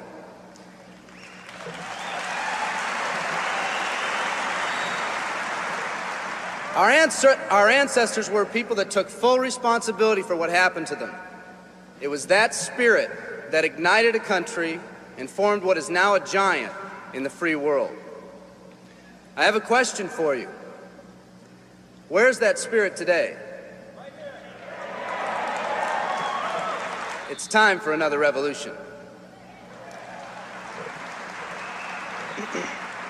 Let me explain one of the laws of the universe. It's called the law of use, and it says simply this: whatever you don't use, you lose. Lack of use causes loss. Ambition unused declines. Faith unused decreases. If you don't use your skills, you lose your skills. If you don't use your freedom, you lose your freedom. Freedom does not come automatically. It's not attained and then handed down to us as an inheritance. It must be achieved each day. At the turn of the century, in the year 1900, less than 10% of us worked for other people or the government. Over 90% of us were self-employed. We were an independent people. In 1980, only 80 years later, over 90% of us worked for the other people or the government. Less than 10% of us were self-employed. We changed from an independent people to a dependent people.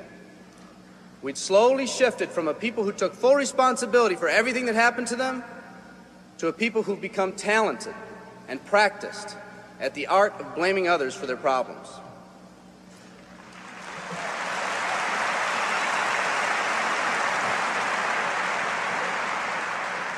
Our giant has fallen asleep. Our forefathers didn't say, who's going to take care of me? They simply said, all I ask is the opportunity to be free and the ability to take care of myself and my family. Today, we elect officials who will, quote-unquote, take care of us.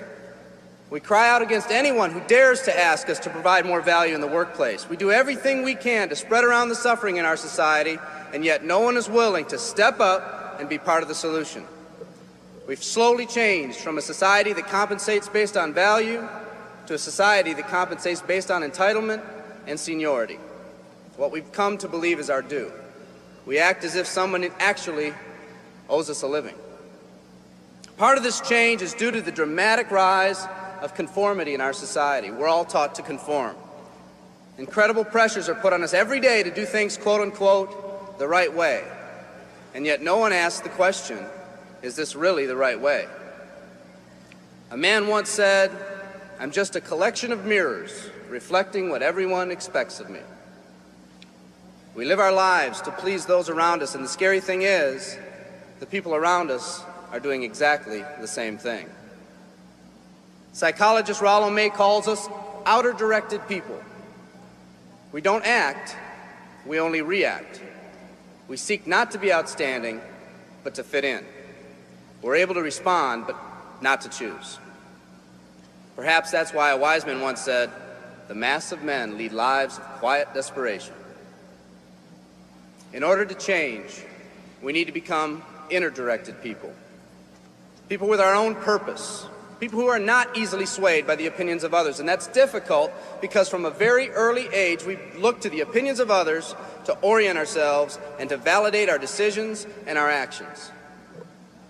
Nietzsche said, we need more strong people in this world because the weak, by their sheer mass, are forcing weak ideals and weak values on us all.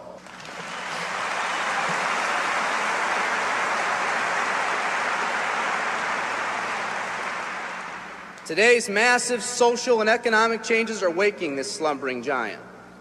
Some people may not be ready right now for the changes happening today in today's society. It doesn't matter if they're ready or not. An old proverb says, if a man wants his dreams to come true, he must first wake up.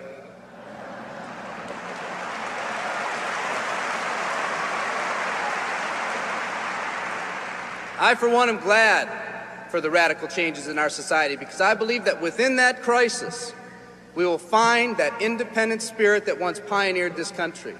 Some of us are finally ready to change. The displacement of our workforce has caused many of us to start searching for something better. Moving products and moving services is our business and our goal, but what we are becoming in the pursuit of that goal is a larger and much more important issue. The rekindling of our independent spirit has more lasting value.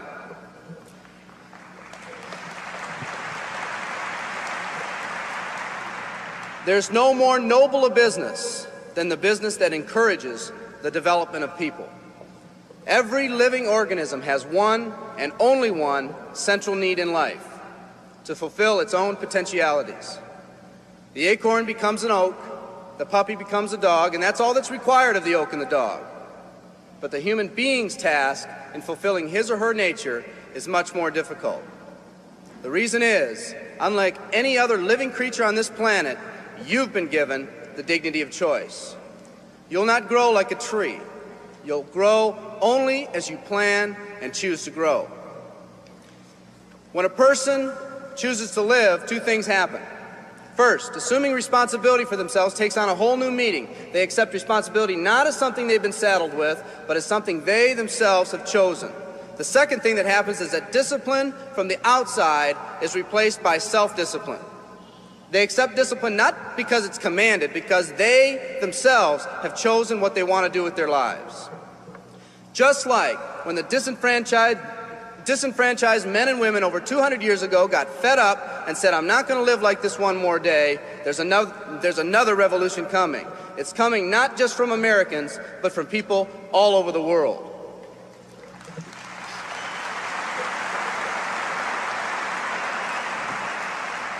It's coming from people who've been oppressed in meaningless jobs, from people who've been unjustly held back, from people who've been slighted or ignored, from people who've had their hopes crushed time and time again by the circumstances around them, from people who've been playing in a game where the rules weren't the same for everyone, from people whose dreams have almost died by the methodical dripping of negative and pessimistic forces, people who've just been waiting for the right opportunity to present itself, an opportunity that they could hold on to, believe in, a place where people believed in them.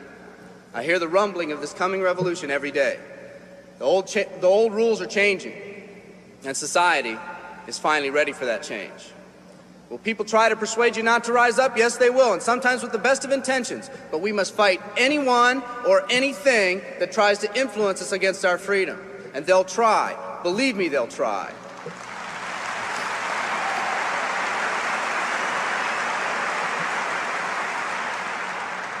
They'll try to suggest you off course, to nudge you off course, to distract you off course. There's another revolution coming, and it's going to be led by a group of unique and courageous people like you.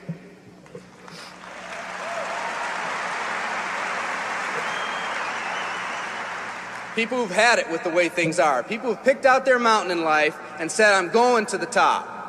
And if someone tells you you can't climb mountains, you don't have any experience. You tell them, I'm going to the top.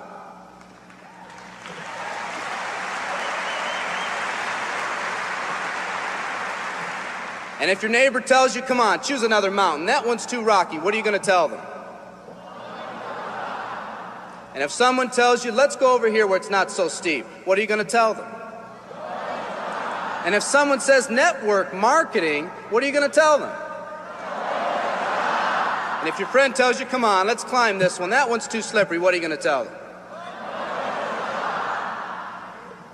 If anyone tells you you can't go up, it's too rocky, too steep, too slippery, you say, listen here, I'm going up. You're either going to see me waving from the top or dead on the side. I'm not coming back.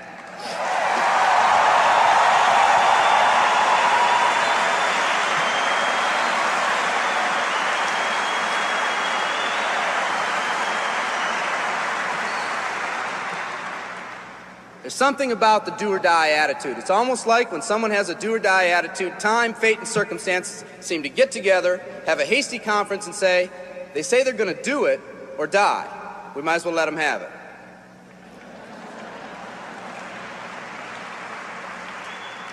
The people in this arena are special. You're special because you've already rekindled that independent spirit.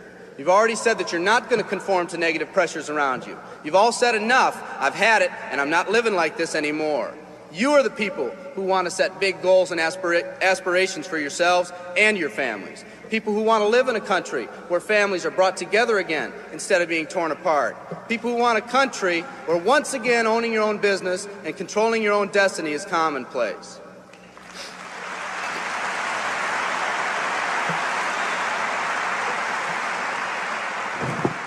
People who want a country where every man, woman, and child is treated with equal respect and dignity.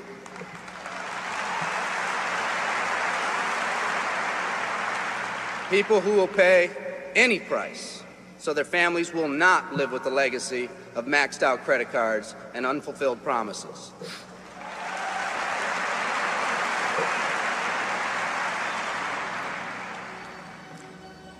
Today, we stand at the genesis of a new revolution, and people like you are going to lead it. Theodore Roosevelt said these words decades ago, and I think they're particularly appropriate today. He said, we see across the dangers of the great future, and we rejoice as a giant refreshed. The great victories are yet to be won. The greatest deeds yet to be done. I've dreamt of a company that can give us the opportunity to make these dreams come true, by allowing us all to fulfill our own true potential. I love you all. Thank you very much.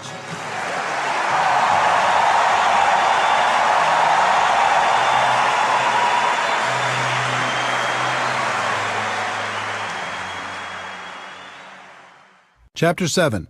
Skill number 4. Following up with your prospects. In MLM, they say the fortune is in the follow-up. I think that's true, because most people in MLM don't follow up at all, at least not as professionals. You need to understand some important concepts if you're going to master this skill. Concept number 1.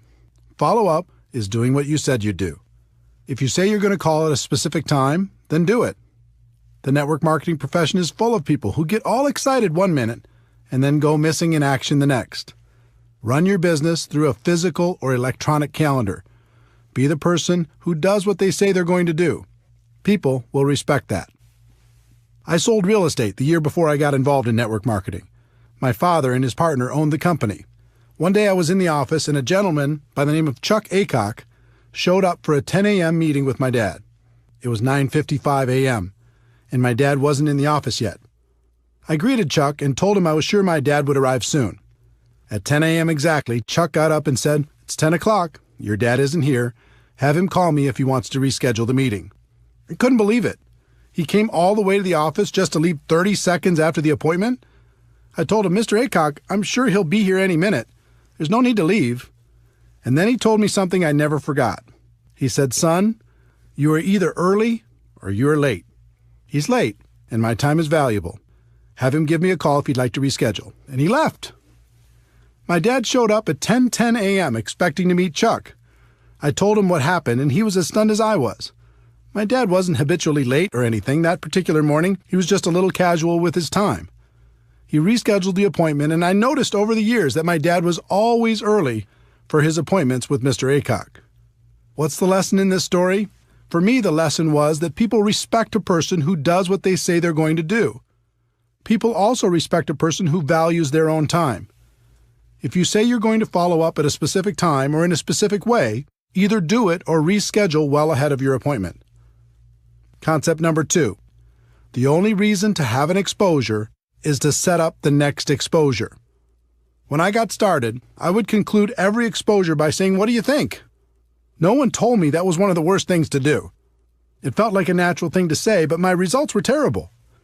I asked one of my early mentors for help, and he said, "Eric, the only reason to have an exposure is to set up the next exposure." That blew my mind. I thought the reason to have the exposure was to get the person signed up. He went on to explain that if you finish each exposure by setting up the next one, the prospect will eventually become educated on the opportunity and make an informed decision. The goal in my mind changed from getting the prospect on the first exposure to just keeping the process alive by setting up the next follow-up exposure, then the next, and the next until they made a decision. When I made this small improvement, my results improved dramatically. We talked earlier about how to professionally invite your prospect to take a look at what you have to offer. At the end of that process, we went through several steps to set up the next exposure, meaning your follow-up call. That was your next appointment. When you make that call, you're going to ask them if they reviewed the material. They'll say, "No, I didn't," or they'll say, "Yes, I did." Let's talk about how you'll set up the next exposure in both cases. If they say no, they didn't have a chance to review the material, it's important you don't show your displeasure at their lack of follow-up. It sounds funny, but a lot of people just jump on their prospects with, "I thought you said you'd be able to see it for sure." Obviously, this won't help build that good relationship you're working on. The best way to respond is, "That's okay, I understand sometimes life gets busy. When do you think you could do it for sure, for sure?"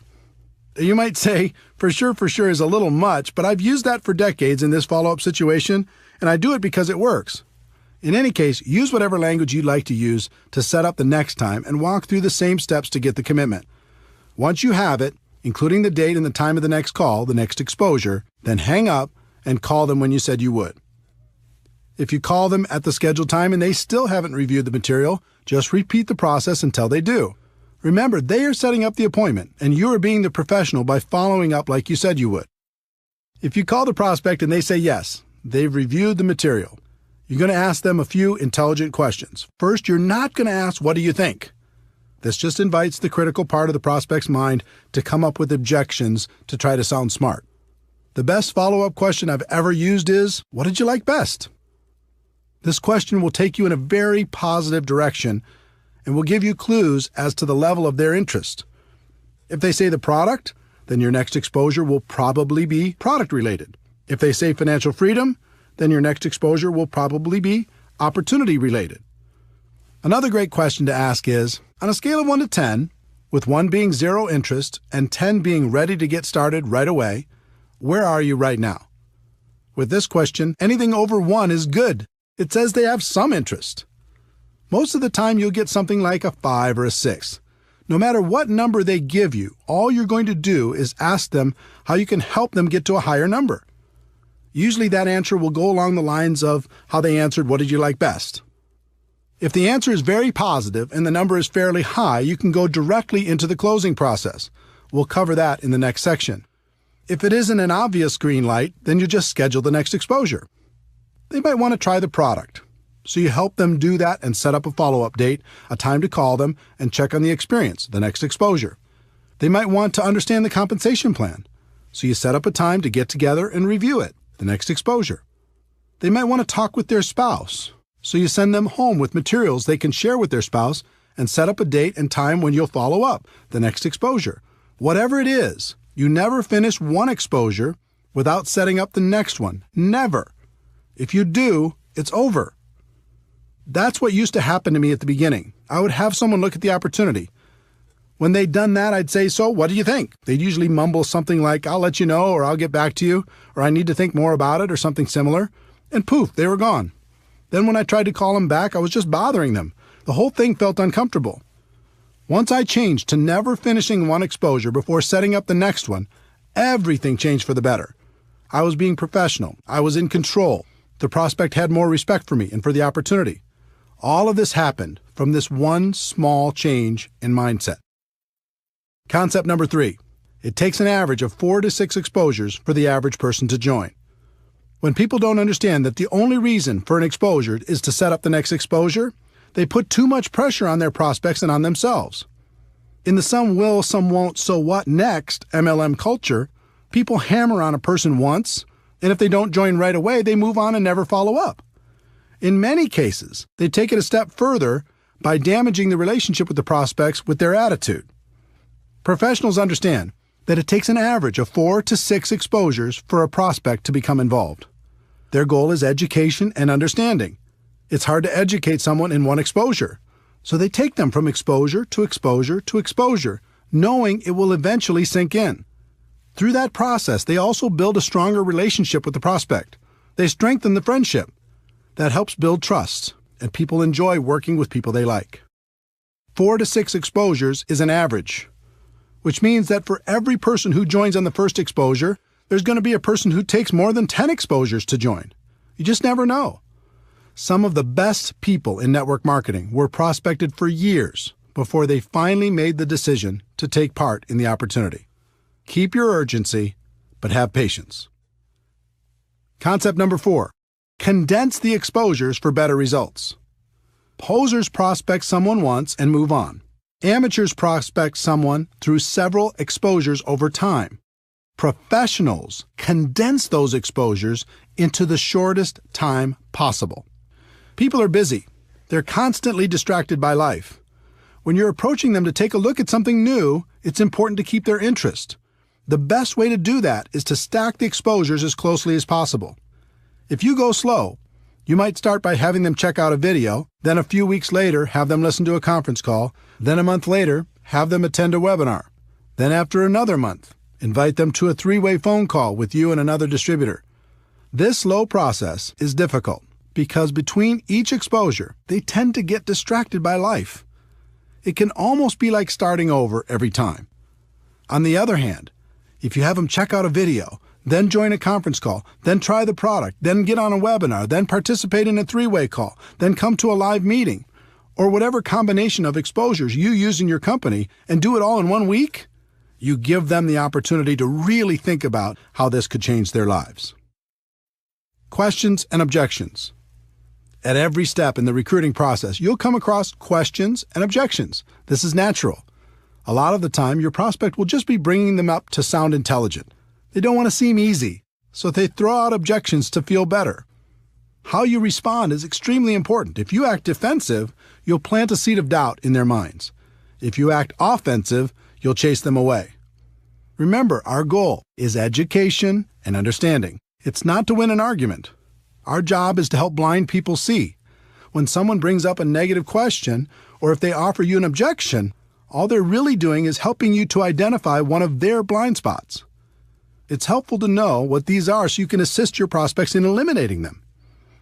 I'm going to give you some specific tactics to help overcome objections, but the thing I want you to remember and spend more time focusing on are concepts. Tactics come and go. Concepts are timeless. I found that objections fall into one of 2 categories. The first is the prospect's limiting belief in their abilities. They aren't sure they can be successful. The second is a limiting belief in network marketing. They aren't sure network marketing will help them achieve their goals in life. For both categories, one of the best concepts is empathy, how you relate to people. And the best way I know to relate to people is to let them know you're just like they are. You had the same doubts, the same questions, the same fears, and you overcame them. Believe it or not, your story and the stories of others will do more for you in overcoming objections than anything else. There's an old tactic called feel, felt, found. It works with the concept of empathy. When a prospect offers an objection, you respond with, "I know how you feel. I felt the same way. But here's what I found." You can use that quite literally and with great success. You can also modify it based upon your story and your prospect. When prospects have a limiting belief in their abilities, the common objections in this category are, "I don't have the money. I don't have the time. It's not my thing. I'm not a salesperson. I don't know anyone. Or I'm too old, too young, have no experience, etc." Some people teach fancy approaches where you make yourself seem smart and the prospect seems stupid. "You don't have any money? Do you have a cable bill? Do you have a cell phone? Do you ever go out to dinner? You have lots of money. Come on, wake up." Or, "You don't have the time? How long do you want to have that reality in your life?" You have to change if you want your life to change. How does it feel when you hear that? How would it feel if someone were to say it to you? Pretty bad, right? A better approach is to relate to the person and tell your story. When a person tells me, I just don't have the money right now, I respond, I had the same exact challenge. I didn't have enough money to pay my bills, let alone start a new business. But when I thought about it, I realized if I didn't have enough money to pay my bills now, how was I going to change that in the future? I was tired of being behind. I was tired of scrambling. I wanted more out of life. So you know what I did? I found a way. And it was the best decision I ever made. Let me ask you something. If you really felt this was a chance for you to take control of your financial future, do you think you could find a way to make it happen? 9 times out of 10, they would agree they could find a way. Again, forget the exact words and focus on the concept. I told them I was the same as they were, with the same objection. I told them about my pain, and I told them I found a way to solve it. As a result, we bonded. We related to each other. We were in the same boat with the same hopes and dreams. And if I didn't have a personal story that would compare with theirs, I would tell another person's story. There are plenty of stories inside your company that can relate to virtually every situation. So when a prospect tells you their objection, you can say, I know what you mean. I have a friend who had that same exact problem, and let me tell you their story. Can you see how that approach would work with all the objections based on a person's limiting belief about themselves and their lives? The concept is simple, it's proven, and the results are amazing. When people have limiting beliefs about network marketing, this category includes, is this MLM? Is this one of those things? Is this a pyramid scheme? I'm not interested in MLM. I don't want to bother my friends. And how much are you making? Let's start with the one that strikes fear into the hearts of most people in our profession. Is this MLM? Or variations like, is this one of those things? Or is this a pyramid scheme? Or I'm not interested in MLM. Some people go a little crazy when they hear this question. They say, pyramid scheme, like every corporation in the world, like the government? You mean that? Instead of going crazy on your prospects, it's important to understand where this question comes from. My experience has shown me that they usually knew someone who joined with no success, or else they've done it themselves. Usually they just purchased a virtual lottery ticket like I described earlier and it didn't pay off. This scenario represents well over 90% of the people who will ask this kind of question. The rest of them have heard of opportunities like this and are rightfully skeptical of the promise of getting rich quick. If they ask this kind of question with any sort of emotion, I know they've been involved at some point. So I say, wait a minute. You have a story. What happened? Were you involved in network marketing at some point? Then just let them tell you their story. It opens them up. It lowers their defenses. And it allows you to ask some questions about their experience. Let me give you a typical example. I'm going through my invitation process when the prospect says, wait a minute, is this MLM? And they say it with emotion. I reply, oh, you have a story. Did you try it out at some point? What happened? They say, yeah, I joined a company a few years ago, bought some product, and lost my money. I reply, what do you think was the reason you didn't have success? They say, well, my friend talked me into it. I didn't have a lot of time, and I thought more people would join right away, but they didn't. I guess I just lost interest. I reply, do you think you really gave it a fair shot? They say, no, not really. I reply, do you think network marketing was the problem, or do you think maybe your timing wasn't right? They say it was probably the timing. Do you see the dynamic?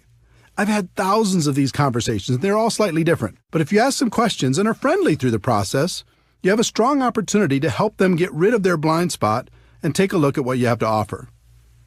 In addition, you can relate to them by saying you had the same objection initially and telling them how you overcame it. If someone uses the word pyramid with me, I always say, oh no, pyramid schemes are illegal, and I would never be involved with something illegal. For people asking this with emotion attached, I usually respond with, yes, this is network marketing. Do you know anything about it? Again, I'm asking questions and waiting for answers. From those answers, I ask more questions, and through the process, I can achieve my goal of education and understanding. I don't want to bother my friends is slightly different. Again, I relate to them by telling my story or somebody else's story.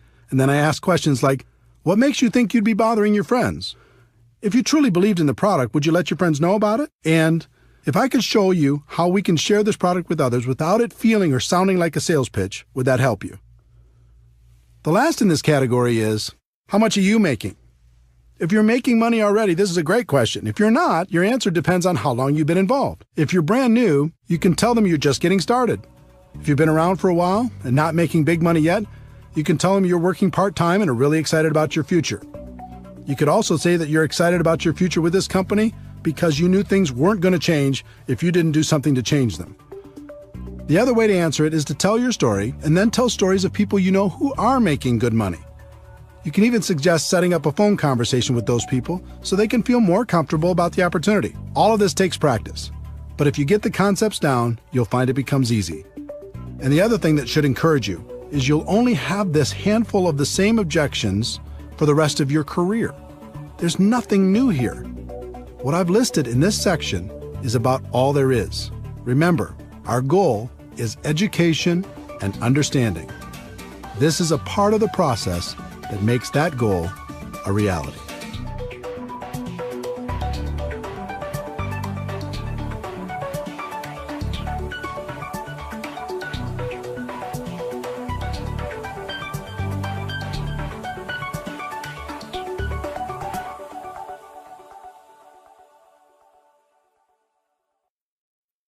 Chapter 8. Skill number 5. Helping your prospects become customers or distributors. This skill is a natural byproduct of following up professionally. If you walk through exposure after exposure, our goal of education and understanding will be accomplished. But that doesn't mean the prospect will come out and ask you for an order form or an application. It's your job to get them to a decision. The key to success in this area is a combination of having good posture and asking good questions. Good posture means the way you carry yourself. Your words and actions will help your prospect feel more confident about joining your opportunity, or they'll plant seeds of doubt. In my early years, my posture was terrible. I was trying to get people instead of pursuing the nobler goal of education and understanding. And the prospects could feel my intentions. I was very emotionally attached to the outcome. You could even say I was needy. Every time I got to this part of the process, I really wanted it. Again, the prospect could feel my emotional attachment, and that usually scared them away. Through lack of results and without even realizing it, I started to assume people were not going to be interested. And that assumption started to seep into everything, which led to the predictable result of the prospect not joining. Most of the time, I wasn't properly prepared. I didn't have applications, startup materials, or whatever else was necessary. Think about the subconscious impact this had on my prospects. It seemed just about everything I did projected a lack of belief and a lack of professionalism. Instead of asking questions and listening intently to the answers, I just talked and talked and talked.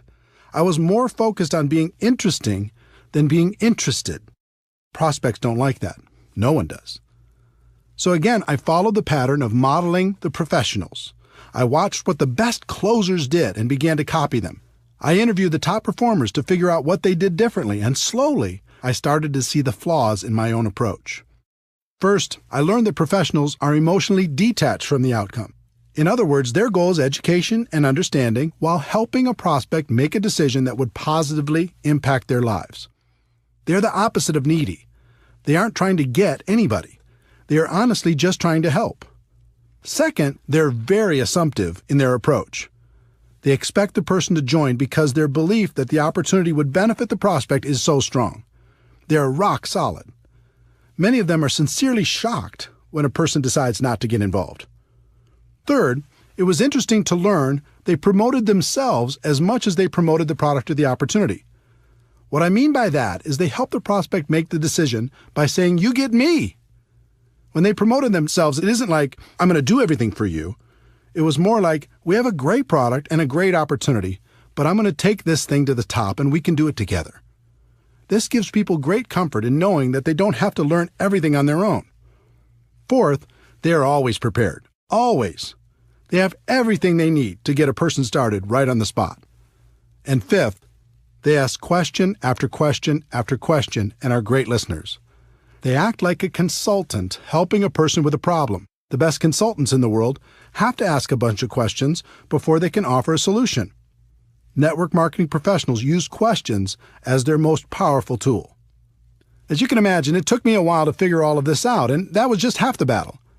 It's one thing to have the information, and it's another thing to put it into action.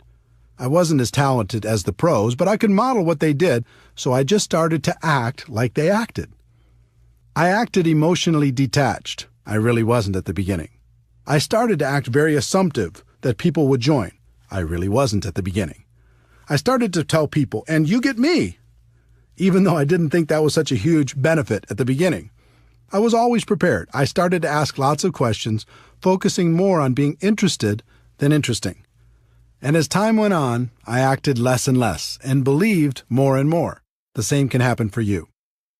Let's talk about questions.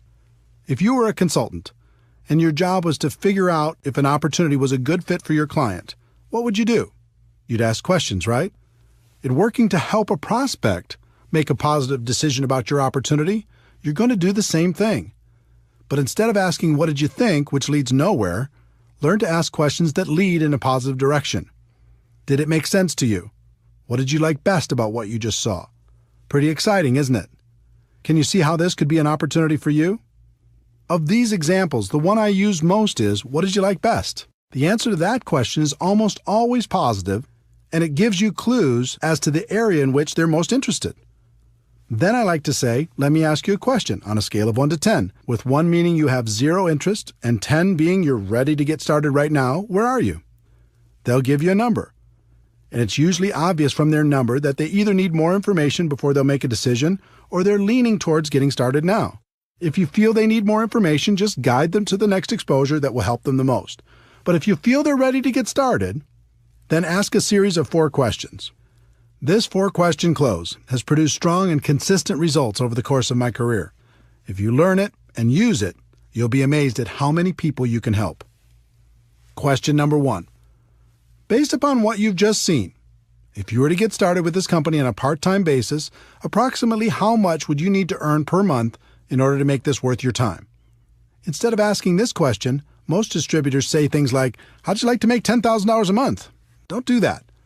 Instead of prescribing what you think they want, just ask them what it would take to make it worth their time and wait for their answer. Question number 2. Approximately how many hours could you commit each week to develop that kind of income? Now they have to go inside their head and check their mental calendar to see how much time they would invest to get that kind of money. Question number 3. How many months would you work those kind of hours in order to develop that kind of income? This question makes them think about their level of commitment if they want the income from question number 1. Question number 4. If I could show you how to develop an income of, their answer to question number 1, per month, working, their answer to question number 2, hours a week over the course of, their answer to question number 3, months, would you be ready to get started? Most of the time, you'll get a positive answer to this question. And when people say, "Sure, show me how," you can pull out your compensation plan and sketch out a reasonable game plan to achieve their goals. There are rare occasions when people will give you unrealistic numbers. They might say they want $10,000 a month working 2 hours a week for 1 month. Doesn't happen often, but it does happen. If you face that situation, you act as a consultant and say, "I'm sorry, but your expectations are way too high. You can get to $10,000 a month, but it'll take more hours and more months than you're willing to commit. If you're willing to change those expectations, we can talk." If you don't get a positive answer to the 4 questions, that's okay. That means the prospect will need to have more exposures before they're ready. Schedule the next one and repeat this process when you're done. This skill will take practice, but it's a skill that will serve you for the rest of your career. If you're tired of having too many people thinking about it and not enough taking action, this will help.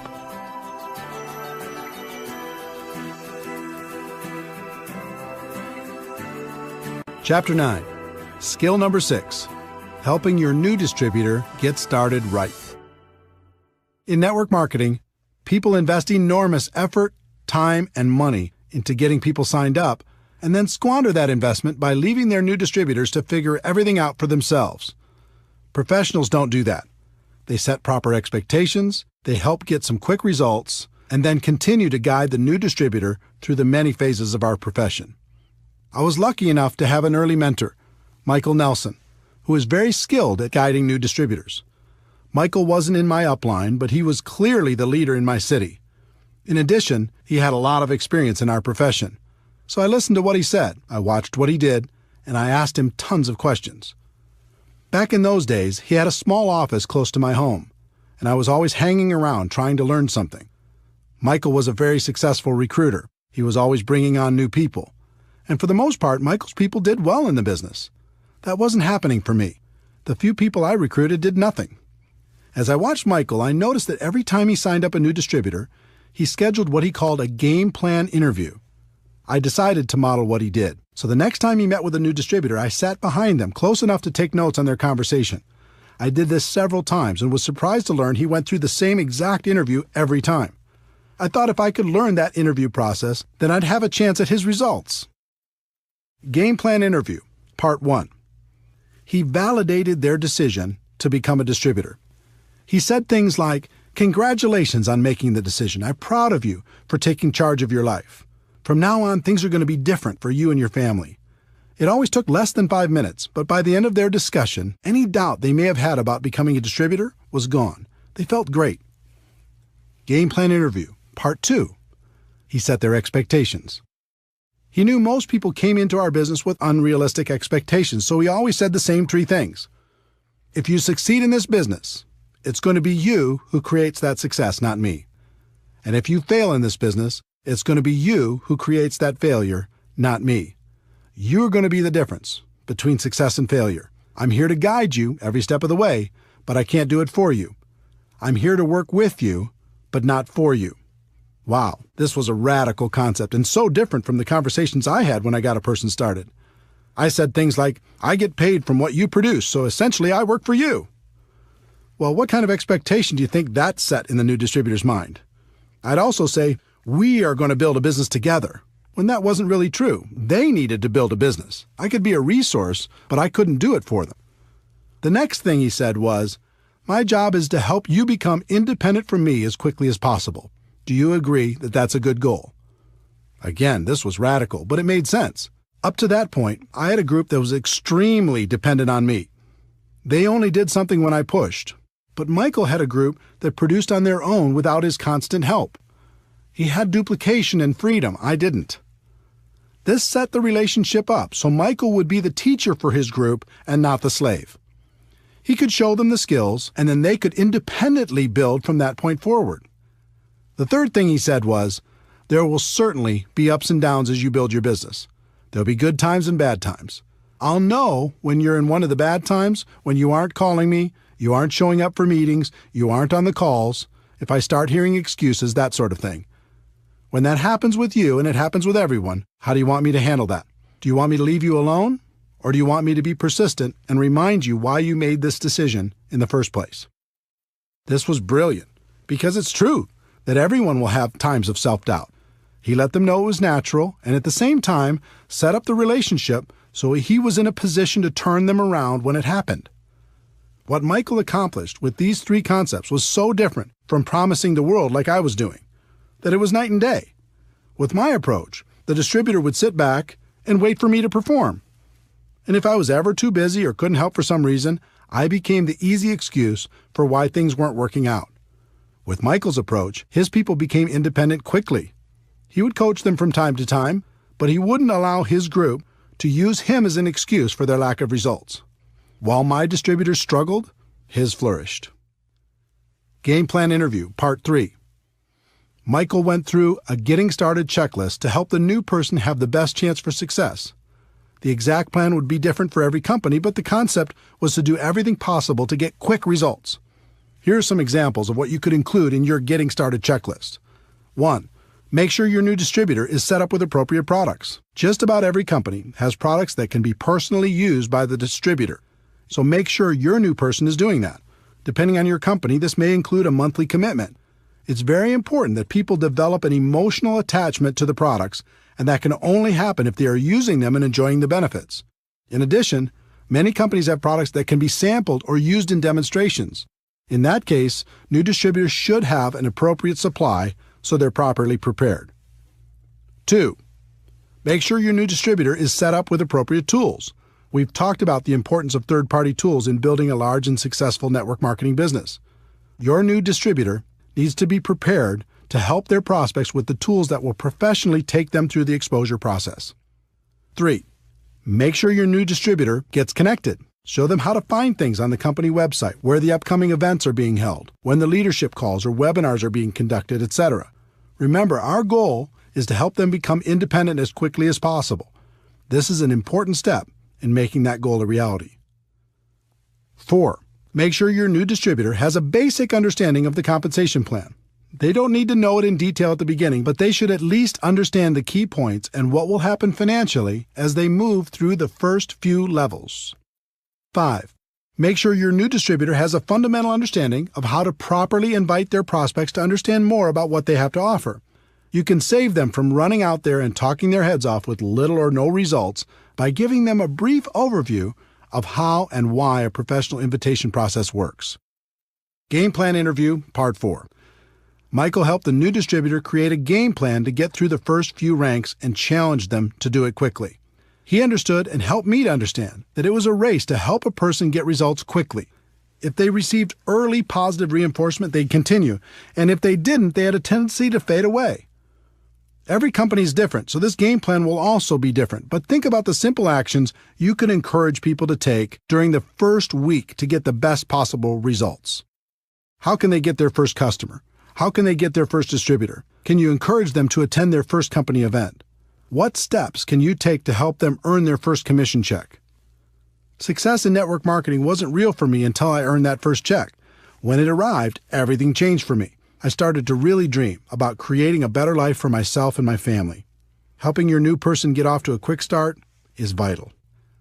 Game Plan Interview, Part 5. Michael always ended by giving some specific assignments. One thing I've learned is new distributors crave direction, and they respond incredibly well to simple assignments. Michael always ended by giving those assignments along with a deadline for them to be completed. He told his new distributor to get back to him by a specific date. It's just like the exposure prospecting process. You go from exposure to exposure, but it doesn't end until they become distributors. The professionals continue to go from exposure to exposure, assignment to assignment. The purpose of all this is to help the new distributor get over the line. When someone gets started, there's always a line between success and failure. On one side of the line, it's easier to quit than continue. On the other side of the line, it's easier to continue than to quit. What can help a person get over the line? Signing up their first customer, signing up their first distributor, getting their first commission check, attending a big company event, making friends inside the organization, proclaiming their intentions to the world, getting promoted to a new level, being recognized for some sort of achievement. There are hundreds of other things that can contribute to a person getting over the line. As a sponsor, your job is to help them get over the line and stay over the line. And the line never really goes away. It's always there. And you as a leader need to be constantly aware of where your people are emotionally. This way you can continue to encourage them to never let go of their dreams.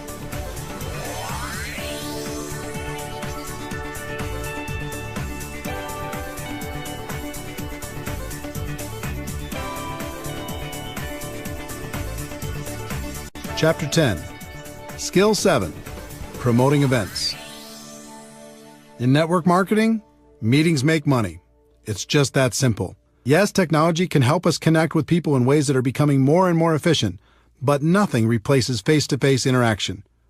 Meeting people one-on-one, in small groups, or at local or bigger events will have a huge impact on the long-term success of any network marketing organization. But one particular type of event is the most powerful, and that is the destination event. It might be a company-sponsored event or one put on by your upline leadership, but a destination event is one where most of the attendees travel to a different city, stay at a hotel, and participate in a conference or convention. Some try to argue that the destination event is dead in the new technology world and people won't travel for these things anymore. All I can tell you is those people aren't top earners in our profession. If you study what the successful people do to build their network marketing organizations, you'll find that virtually every one of them uses destination events as a cornerstone for building their business. There's something magical about getting away from your day-to-day grind and focusing completely on your dreams. Total immersion, even if it's only for a weekend, is good.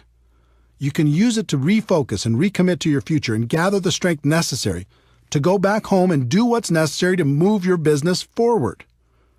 You gain strength from the presentations you hear during the event. Sometimes a person says something at just the right time in your life, and it changes you forever. Over 20 years ago, I was at a convention when a guy by the name of Johnny Daniels said, "You can tell the size of the man by the size of the problem that gets him down." That statement went right into my heart and has helped me ever since. If I ever get sad or depressed, something inside me says, "Is this the size of Eric?"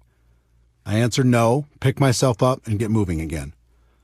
I've had hundreds of those moments over the years at destination events. I gave up blaming at an event. I decided to become a professional at an event. I realized no one could stop me at an event. I decided to go to the top at an event. In fact, as I think back, I can't think of a single significant moment in my network marketing career that didn't happen at an event. They're that powerful. In addition to gaining strength from the presenters, you'll also receive incredible validation of your decision to be involved. It's a concept called social proof, and it's very important. As human beings, we're wired to seek proof from sources outside of our own thoughts and experiences. At a destination event, you'll see lots of other people who've made the same decision you have, and that feels good. Also, you'll see how some of them have overcome their fears and gone to the highest levels in your company. You start to think, if they can do it, maybe I can do it too. There's also some positive peer pressure involved. Most destination events include recognition programs: who won the contest, moved to the next rank, earned the top income, or spoke from the stage. When I went to my first event and I saw all the people walking across that stage, I had one thought: the next time I'll be walking across that stage. It was inspiring that so many people had accomplished what I hadn't done yet. It made me think I could do it, and it made me work on a plan to make it happen. In addition to being inspired, I also didn't want to show up at the next event without some improvement in my business. That positive peer pressure helped me face my fears and make it happen. Overall, the sense of community at a destination event is comforting. We all live in a world filled with ignorant people when it comes to network marketing. That can be discouraging at times. But when we go to a big event, suddenly we're surrounded by people who think like we think. They have similar beliefs, hopes, dreams, aspirations, and positive attitudes. Spending time with this amazing group of people can literally fill us back up again, so we have strength for the next push. Once you understand how important destination events are to the success of your business, you need to learn how to effectively promote them to your organization. It's really simple. The more people from your group attend events, the more money you're going to make in our profession. Top leaders know exactly how many people are attending, and they make sure to grow that number at every new event. Think about it. Take two distributors, who each have a group of 100 people. Distributor A makes it a priority and gets everyone to attend every major destination event. Distributor B doesn't make it a priority, so only a handful attend. Which group is going to be more successful?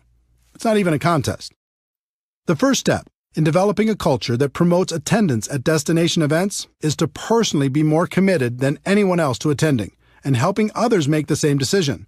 That means you need to lead by example and never miss a destination event. When I first started in this profession, I didn't know how I was going to do it. I didn't have the money, and I couldn't afford the time. I had the same obstacles as everyone else. But something happened to me at my first event that changed everything. I scraped up enough money to get there, and it was a mind-blowing experience. The stage, the lights, the people, the stories, it was awesome. During one of the sessions, I stepped out to go to the bathroom, and when I came back to the entrance to the big convention hall, I found myself standing next to one of the top income earners in the whole company. It was like standing next to a celebrity. He had achieved what I wanted to achieve, and more. I stood there trying to think of something smart to say, and finally, I simply introduced myself and asked, "What's the secret?"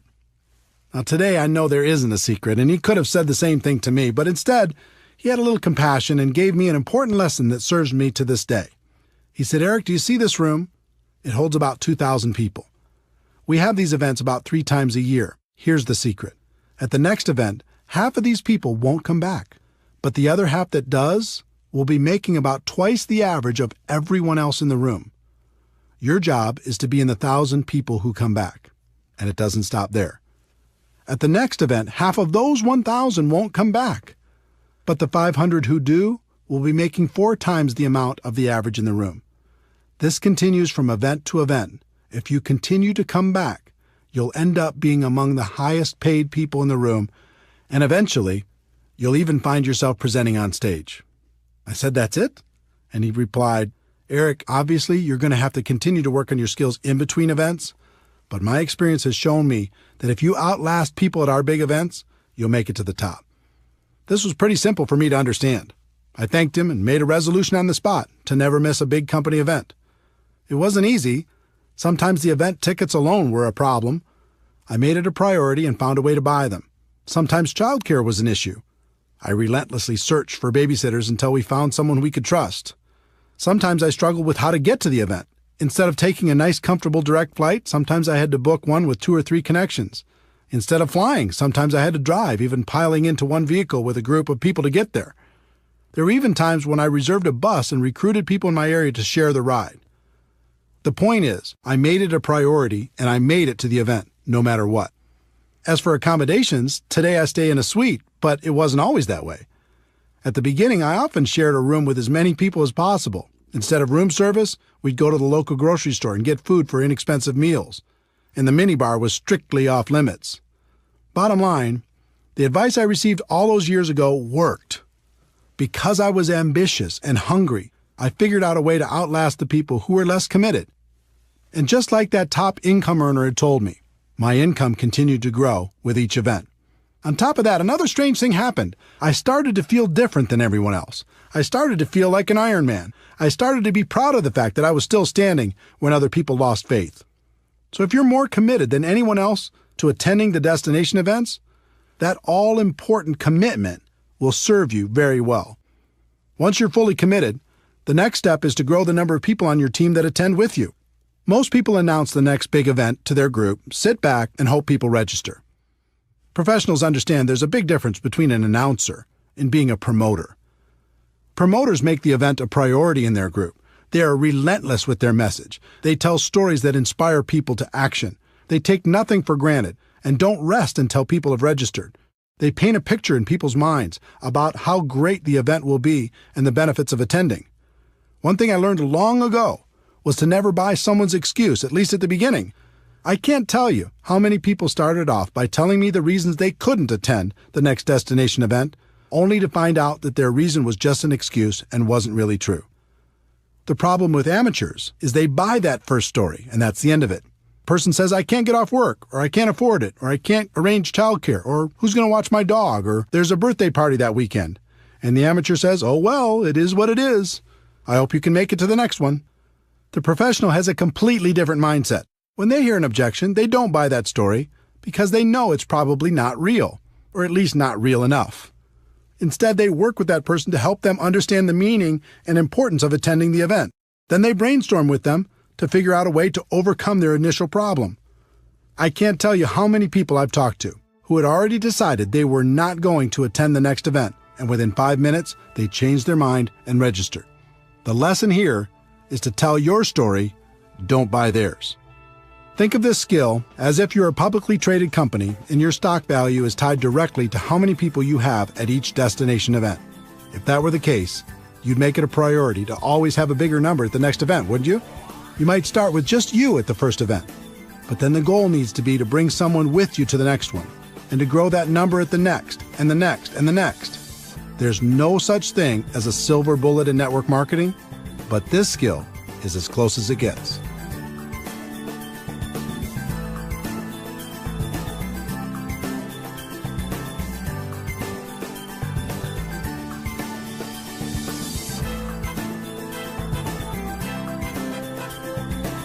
Chapter 11. Anything worthwhile takes time.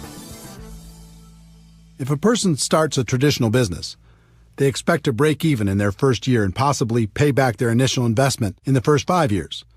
But when a person starts a network marketing business, they expect to get their money back in the first month, make a profit in their second month, and get rich by the third month. And when that doesn't happen, they blame network marketing. It's like people don't want the laws of the business world to apply to network marketing. We do have a better way, but we're not selling magic beans here. Anything of value takes time to develop. I learned a great lesson early in my network marketing career. From time to time in your life, your income might take a lucky jump. You might be in the right place at the right time. But if you don't quickly grow as a person to that new higher level, your income is going to come back down to the level of who you really are. In the end, you only get to make what you are. How many people do you know that hit it big and lost it all? I learned this lesson the hard way in my first few months in MLM. Back in 1988, I joined a company that had a $5,000 upfront package, which paid the sponsor between $1,200 and $2,400 depending on their level. Although I'm glad most of those big money packages have left our profession, back then a person could make some pretty big money fast.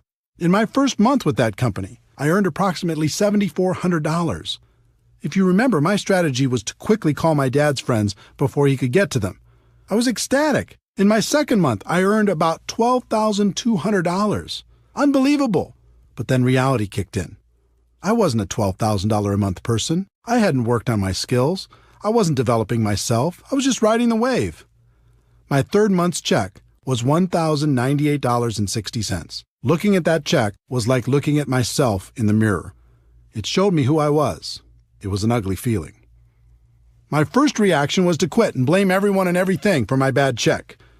But eventually I realized that to earn more, I needed to become more. I needed to work on my skills, so I didn't have to rely on luck or timing or positioning. You might have heard, you can get rich quick, or there's no work involved, or the product sells itself, or any number of trumped-up statements. But you must learn to give up those false and unrealistic expectations and go to work on you. The 1-3-5-7 formula. There's a formula I've seen work in our profession. I call it the 1-3-5-7 formula. As a general rule, it will take you about 1 year to become competent and profitable in network marketing. You'll know the basics, you'll cover expenses, and you'll be learning. It'll take about 3 years of consistent part-time effort in order to go full-time. It'll take about 5 years of consistent effort to become a six-figure earner or above. And it will take about 7 years of consistent effort to become an expert. Now, that doesn't mean you can't make more than that in the short term. Many people do. It just means if you want to keep making that kind of money, you need to eventually become an expert. When you think about it, 7 years isn't so bad, especially when a good portion of it is part-time. You're going to be 7 years older anyway. You might as well become an expert over that period of time instead of just going through the motions. How to learn. Once you make the commitment to focus on your skills, the next thing you need to do is figure out the best way to learn. One of the best things that ever happened to me was realizing there are no bad experiences and no good experiences, only learning experiences. This was a major breakthrough. In other words, let go of the outcome and focus on what you can learn from every experience. This took so much pressure off me. Instead of always looking for great experiences, I started focusing on how many experiences I could have, because the more I had, the more I could learn. Another attribute of a top earner in MLM is they are what I like to call an active student. As a professional, they're always learning, always growing, always trying to get better. Lou Holtz said it best. In this world, you're either growing or you're dying, so get in motion and grow. I think that's true. Never stop learning. Model successful behavior. Try to avoid reinventing the wheel when you get involved in this profession. The hard work has already been done. No matter what company you're in, it's easy to find someone who's very successful. Doesn't matter if it's getting customers, finding prospects, inviting, presenting, following up, closing, getting people started, building for events, or any other skill. There are people in your company right now who have them mastered. And unlike other professions, the successful people in your company are eager to share their secrets. All you need to do is model their behavior, and you can begin to enjoy their results. Study. Audio programs got me started. Back in 1988, someone gave me a bootleg copy of a talk Jim Rohn gave to the Shackley Company. It was called The Seed and the Sower, and it rocked my world. I bet I listened to that audio cassette in my car 500 times. From there, I did some homework on Jim Rohn and purchased his Challenge to Succeed audio program. Jim Rohn gave me hope, but more than that, he gave me direction in my continual personal development. That audio program launched my personal development journey. Through the years, I continued with dozens of different audio programs, all incredibly helpful in keeping my mind right. There's something magical about audio. It whispers in your ear, reminding you of your dreams, of your potential, and how to get there. In addition, it's repetitive. You probably won't read a book over and over, but you'll listen to an audio program over and over, especially if it's entertaining. And it seems like each time it's different, and it is because you're different. Jim Rohn also taught me to be a reader. No matter what you're trying to learn, there's someone who's devoted their entire life to the subject and is offering it to you for pennies. Take them up on that offer. In our electronics-focused, attention-deficit society, fewer people seem to read books. That's not true for leaders. Ask the top-earning distributors if they're readers. More importantly, ask them what they're reading. I wasn't much of a reader before I became a network marketing professional, but since 1988, I've read an average of about 4 books a month. Those books have shaped my life and my career for the better. Commit to just 10 pages a day, and you can read a 300-page book in a month. That's a great start. Video. Video is another source of great learning. Sometimes I like to watch training programs instead of just listening. It's part of the reason I decided to use video as my main focus at networkmarketingpro.com. I found if I created a short video with interesting information every day, people received tremendous value. If you'd like to check out hundreds of free videos, you can go to networkmarketingpro.com. It's free. Online. The internet has changed the way we learn and gather information. You can take advantage of online tutorials, watch online videos, attend online webinars, or even watch events live with streaming technology. Events. The best way I know to really internalize life-changing information is to attend live events. As I've already told you, most of my defining moments have come from events. On one side, there's always good information for a person who's listening. On the other side, when you eliminate all of the other distractions in life and just focus, like you do at an event, you have a chance to really hear. Both sides are good. Be careful of distractions. With all of the choices available to you in terms of studying your craft, now more than ever, you must be careful about what you allow into your mind. People everywhere will try to distract you with their latest and greatest breakthrough, and it can be very tempting to jump at all those opportunities. You should be focused on a very narrow range of skills: finding prospects, inviting, presenting, following up, closing, getting people started right, and promoting events. Make sure you master those skills before adding anything else to your to-do list. Take action. Almost all of the learning in MLM is in the doing. If you want to learn how to talk to people on the phone, then talk to more people on the phone. If you want to learn how to do a home presentation, then do more home presentations. You'll certainly figure it out. That doesn't mean you shouldn't continue to seek knowledge on the skill sets for success in MLM, but it does mean you shouldn't wait for complete knowledge before taking action. Part of the reason people avoid taking action is they're afraid they'll be embarrassed. If you want to be successful in network marketing, you must learn to set that fear aside. Here's why. It's very difficult to look good and get better at the same time. Instead of being afraid of how you look as you're learning and growing, be afraid of not taking action and living a life at a fraction of your potential. Let me give you a concept that has served me for over 20 years in the area of developing my skills. Back in the early 1990s, a friend and I were searching for a great network marketing product. We traveled the country and met with many interesting people. Our journey led us to an organization in Michigan called the High Scope Educational Research Foundation. They had a progressive and proven way to teach children how to learn more effectively. High Scope has many components, but the one that struck me then is the one I've used to this day, called Plan, Do, Review.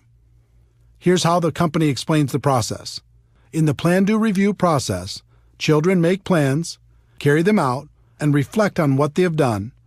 In doing so, children learn to take initiative, solve problems, work with others, and accomplish their goals.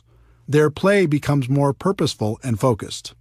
By making Plan, Do, Review a successful and integral part of your classroom's daily routine, you'll learn how you can promote learning and build on children's interests and intrinsic motivation.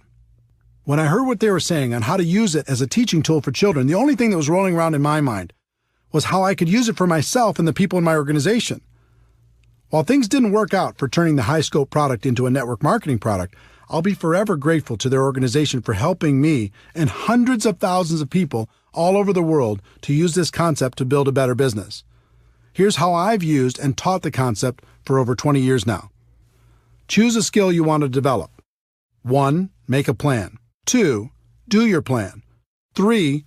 Review your results to see how you could do better next time. Most people don't make a plan. They just charge out there and do. Even more people never review their results to see how they could improve. Do you see how this connects with no good experiences and no bad experiences, only learning experiences? 1. Make a plan. 2. Do your plan. 3. Review your results, good or bad, to see how you could do better next time. 4. Make a better plan. 5. Do that better plan. 6. Review those results, good or bad, to see how you could do better next time. 7. Never stop applying Plan, Do, Review, and you'll eventually become an expert through trial and error. This little secret to learning in MLM is one of the most powerful I've shared. It's become part of my DNA. I hope the same happens for you. Teaching. Would it surprise you to know that teaching is one of the best ways to learn? It's true. If you want to really master something, teach it to others. Teaching burns a groove in your brain like nothing else can. Who do you think gets the most benefit from the daily video shows at networkmarketingpro.com? I do. I have to think about it, prepare, and present the message every day, so it helps keep me sharp and on top of my game. The lesson for each of you should be to find someone to teach. Even if you just have one person in your group, start there. And as your group grows, look for more and more opportunities to teach. You'll get the most benefit. Your associations. This is another important lesson from Jim Rohn. He taught me the law of association that says you'll become the average of the 5 people you spend the most time with. You'll think how they think, act how they act, talk how they talk, and earn how they earn. Let me tell you something. This law is real. You can't fight it. I've done 3 things over the course of my career when it comes to my associations. First, I've disassociated with the people who are toxic to my life. This isn't an easy decision, but it's an important one.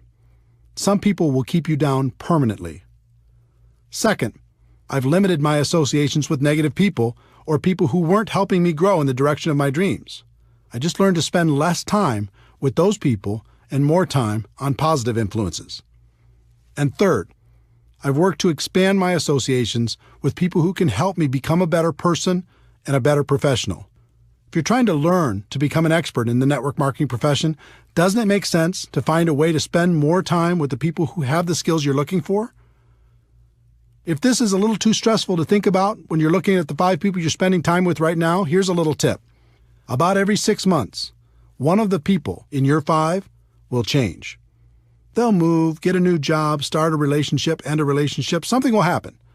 The secret is, when that happens, choose very wisely when you're thinking about who's going to take their place. Most people don't think about this at all. They just let the next person fall into that place. That's a big mistake. Find someone who will push you. Find someone who will inspire you. I hope these suggestions on the learning process of becoming a professional have been helpful to you. It's okay to dream big, but you also have to be patient. Anything of value takes time. Continue to develop your skills. Become a permanent student. Those skills will make a place for you for the rest of your life. There's one more concept you need to understand. I've analyzed the top earners in network marketing. I've interviewed them, and we've become friends. Do you know what they all have in common? They work hard. Don't get me wrong, they have a great lifestyle, and they love what they do, but they work their butts off. If you want big success in MLM, you're going to have to do the same. Network marketing isn't about luck, timing, positioning, or signing that magic person who will make you rich. Freedom is possible, but it isn't free. It will take hard work to stay consistent when the world tries to distract you. It'll take hard work to learn the skills required for long-term success. It'll take hard work to become the leader you're meant to be. Some people in network marketing become unhappy when they realize work is involved. Most of them join for some sort of free ride.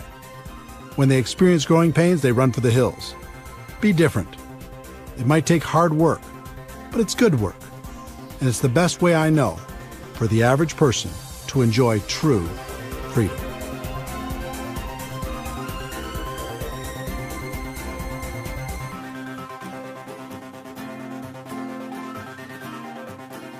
Chapter 12. It's all worth it. Network marketing can be challenging. It's an emotional experience. The ups and downs can be dramatic. But in the end, for so many reasons, it's all worth it. The career you'll create. If you decide to become a network marketing professional, you'll not only create an income for yourself, but you'll create a career. I think about this a lot. Consider the skills required to be a doctor, a lawyer, a big company CEO, or even a world-class musician. You're talking about a high level of skill and a fairly high level of income.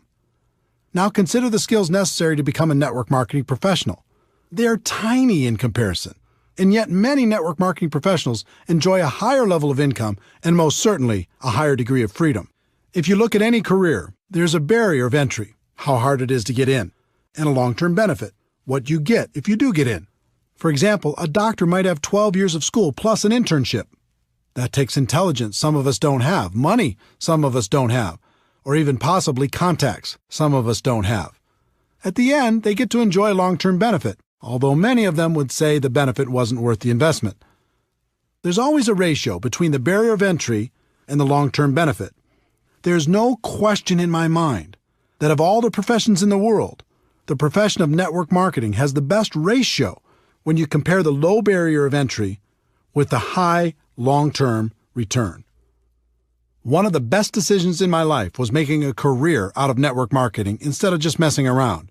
Becoming a professional made all the difference, and now it's great fun to spend a good portion of my time helping other people do the same thing. The freedom you'll enjoy. Freedom is an interesting word. When it comes to work, I think we understand the concept, but not the entire meaning. For me, freedom means having choices. It means living the life I want to live instead of the life other people want me to live. Do you remember the imagination you had as a child? Imagine your life without limits. You wake up when you're done sleeping. You're doing work that is fulfilling and makes you happy. You get to work with people you enjoy. You don't have to compromise all the time. You work when you feel like working, but you also play when you feel like playing. You get to spend tons of time with the people who are important to you. You're living a big life and not wasting away in a box. When you get a clear picture of what freedom is about, you'll find the price you need to pay to achieve it in network marketing is very low. Facing your fears and living a life that's free is easy. Spending the rest of your days living half a life is hard. The lives you'll touch. It's one thing to create freedom for yourself and your family. It's another thing altogether to help someone else do the same. There's so many people struggling in this world. You have the ability to help people see a bigger picture for themselves. You can give hope to the hopeless. You can encourage their dreams. You can provide them with the inspiration necessary to face and overcome their fears. One of my greatest joys is to appear in someone else's testimonial. It's great to hear that someone was lost, and in some small way, I was able to help them find their way. Network marketing allows you to do this on a big scale. Not only can you help one person, but you can help hundreds or even thousands to live a better life. And the exciting thing is, that's just the beginning. It's just like throwing a rock into a pond. When it hits the water, you see the ripples growing larger and larger until they hit every edge of the pond. In network marketing, sometimes you don't see all the ripples. You might be aware of the impact you had on one person's life, and maybe one or two more ripples, but they keep growing whether you see them or not. That's why I do what I do. It's why I wrote this book. I know people will be positively impacted, and that's a stone thrown in the water. But then they'll make a positive impact on others, and the ripples begin. And those people will do the same and over and over and over again. With network marketing, you really can make a difference. The people you'll meet. Network marketing has introduced me to the most amazing people. This profession gives you the chance to not only expand your group of friends, but also to be able to spend more time with them. You'll never find a more passionate group of entrepreneurs in any other profession. These people love life and spend their time lifting each other up. Here's an example of what that means to me and what it can mean for you. You can name virtually any state in the United States or any other country in the world, and a friend instantly pops into my mind. Network marketing has also introduced me to many of my heroes. I've been lucky enough to share the stage and become friends with great people, including Anthony Robbins, Brian Tracy, Dennis Waitley, the late Stephen Covey, Tom Peters, Les Brown, the late Og Mandino, David Bach, Robert Kiyosaki, Harvey Mackay, Art Williams, Ken Blanchard, Tom Rath, Daniel Pink, Mark Victor Hansen, Jack Canfield, Jeffrey Gitomer, Gary Vaynerchuk, Tom Hopkins, and many, many others. On top of all that, I've been able to learn from more million-dollar MLM learners than I could count. All of them have had a positive impact on my life and my career. This profession also helped introduce me to my amazing wife, Marina. I was in Moscow for a big MLM training event, and she was attending that event with her family. Because she could speak multiple languages, she was helping to translate backstage. I was smitten. Our first date was in Red Square at midnight after the event. With the snow softly falling around us, I'll never forget it. We've been together ever since. I'm not saying you'll find the love of your life in MLM, but I am saying you'll find friendships that will last a lifetime. The places you'll see. If you build a large and successful network marketing business, a few things will happen. First, you'll win some trips that will be trips of a lifetime. Second, you're going to need to support your organization as they expand into every territory or country where your company does business. And third, you're going to have enough money and time to go wherever you'd like. It's been said that your life can be measured by the number and intensity of your experiences. If that's true, I've already lived a very long life. I've been to every state in the United States with the exception of Alaska, and I'll remedy that soon. I've also been to about 40 countries around the world. I've gone diving at the Great Barrier Reef in Australia, toured the Hagia Sophia in Istanbul, visited the Twin Towers in Malaysia, boated around James Bond Island off the coast of Thailand, visited the tent cities in Nigeria, ridden the huge Ferris wheel in the port of Singapore, had a private tour of the White House, watched the sunrise on New Year's Day at the Grand Canyon, enjoyed a 30-course meal at the world-famous El Bulli in Spain, cruised through the canals of Amsterdam, ridden a hot air balloon over the Rocky Mountains, rented an entire cruise ship for 2,000 of my friends to sail to the Bahamas, had dinner under the stars at the top of the Hotel de Paris in Monaco, visited my heritage in Norway, sailed the Black Sea off the coast of the Ukraine, witnessed the amazing Sistine Chapel in Rome, golfed at St. Andrews in Scotland, watched a World Cup match in Ireland, and prayed at the Wailing Wall in Jerusalem. All of this and so much more was made possible because I embraced the great profession of network marketing. The same can happen for you. The causes you can contribute to.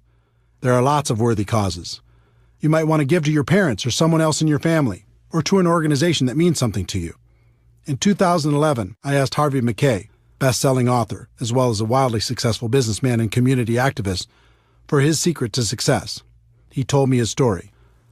Eric, my father sat me down after I graduated from the University of Minnesota at age 21. I was a little bit cocky, going to take on the world, going to start at the top and work my way up.